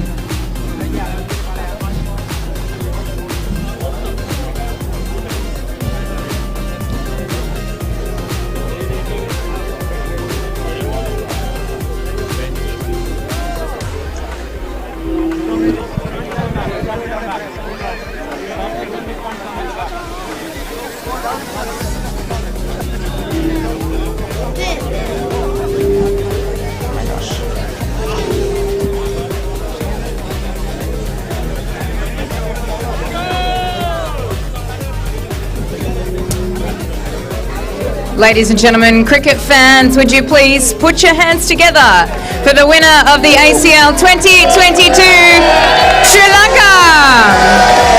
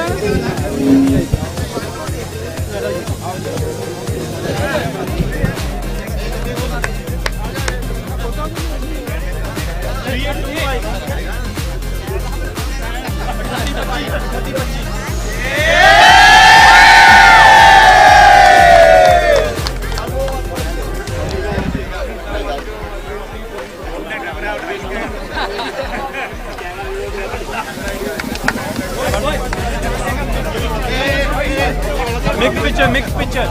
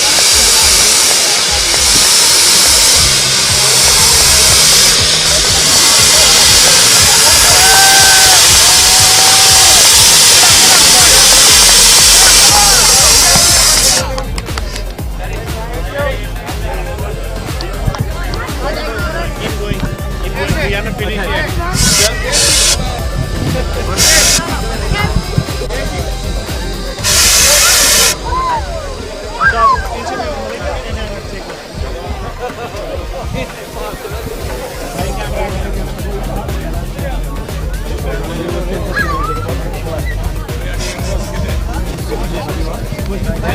done. I want to picture with you. Yeah, sure. See ya, thank you. See ya.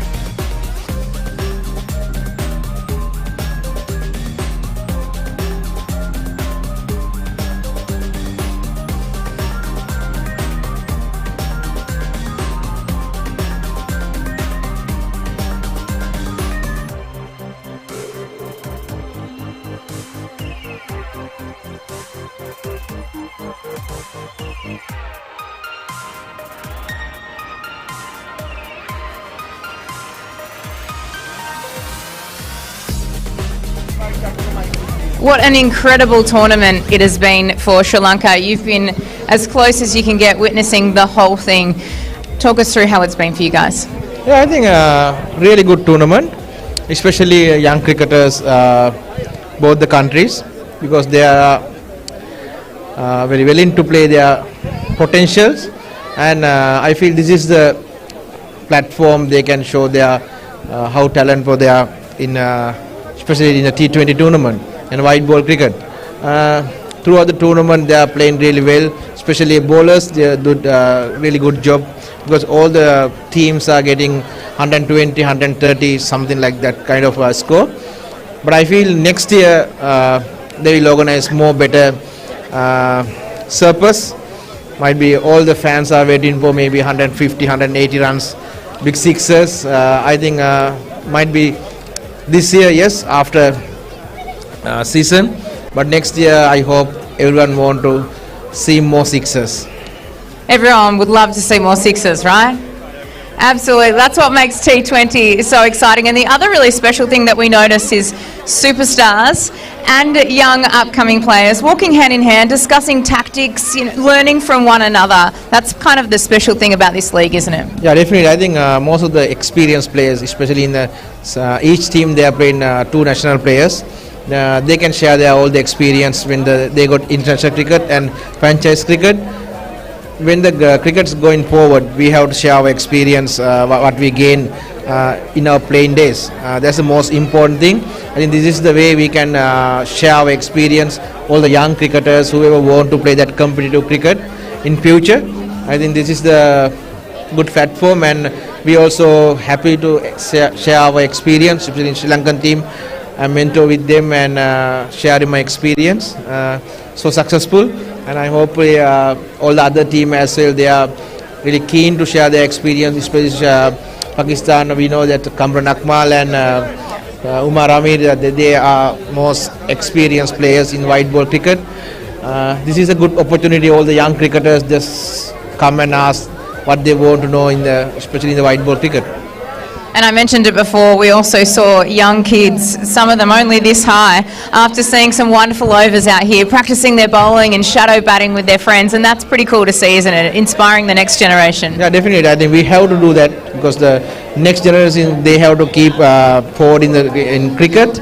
That's why they are really enjoy this kind of tournament.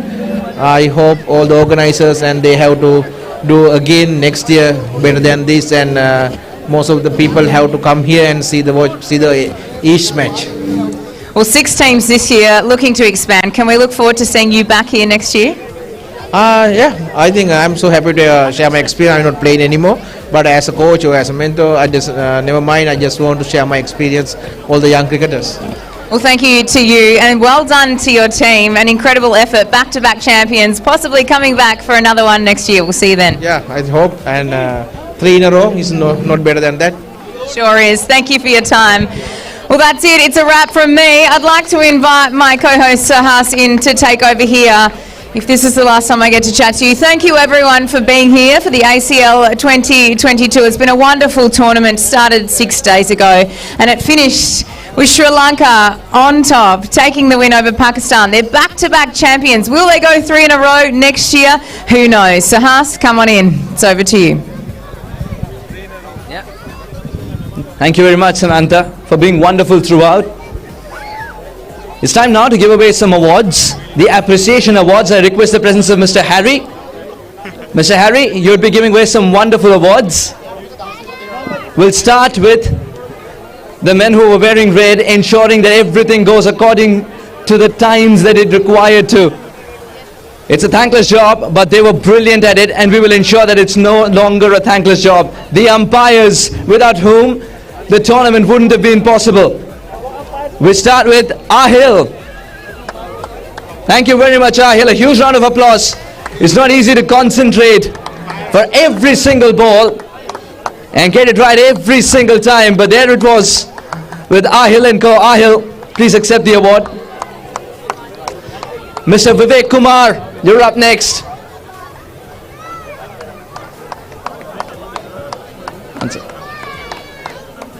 Mr. Vivek Kumar will receive the memento. It's not easy to take all that pressure and get it right, but he did.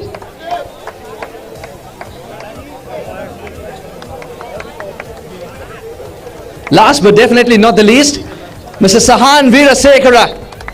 Someone it looked like he was leading the pack. Excellent throughout.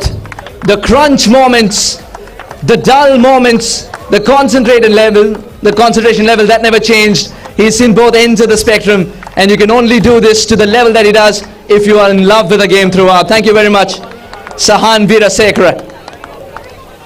To give away the other appreciation awards, Harry, we can't leave you.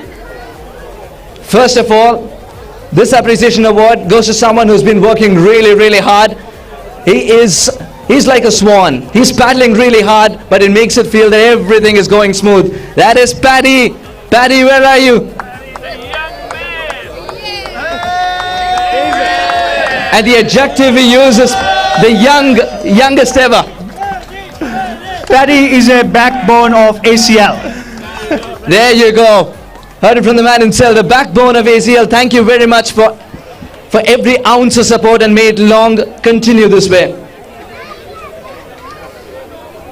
Next up, this award will go to, from Taswin Sports, we have Jaskirat, the owner of Taswin Sports. Thank you for your contribution. Thank you for your unending support.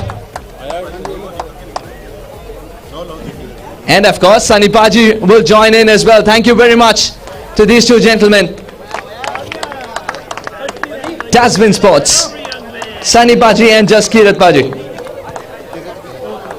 Now I request Harry to give away the next award to the Member of Parliament, Mr. Julian Hill.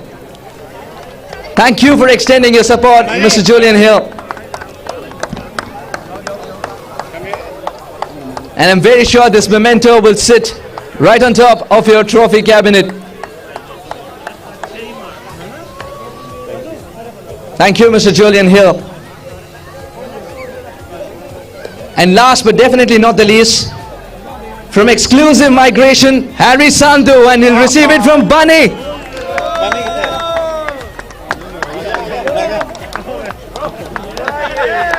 Bir Karan presenting the award to Harry Sandhu.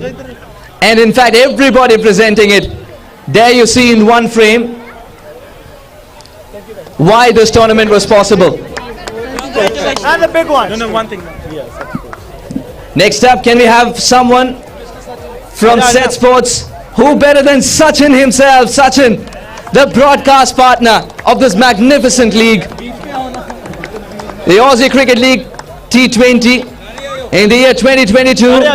If you saw those live pictures, the director who was in our ear as well, and of course doesn't shy away from giving us a pat on the back. It's always a good sign when you have to move the camera back, because those many wonderful people are involved in this league. And Sachin, you've done a terrific job indeed. Congratulations. Come on, Messi. You can just sense in this frame how much support he has garnered on either side for being absolutely brilliant every single ball of this wonderful contest.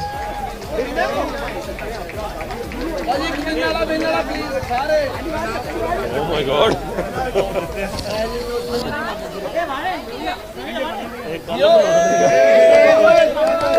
Thank you very much, gentlemen. Yeah. No, trophy नहीं, पाजी नहीं. पाजी इतना ही आ जाओ. इतना ही आ जाओ. So here we are, after 6 days of high-octane cricket, and as we promised you, that every moment will be a nail-biting moment, and that's what you got as well. That's all we have for you from this wonderful post-match presentation here. We bid you goodbye with a promise that Aussie Cricket League 2023 would be bigger, better, and more extravagant with brimming talent. Thank you very much. Until then, take care of yourself.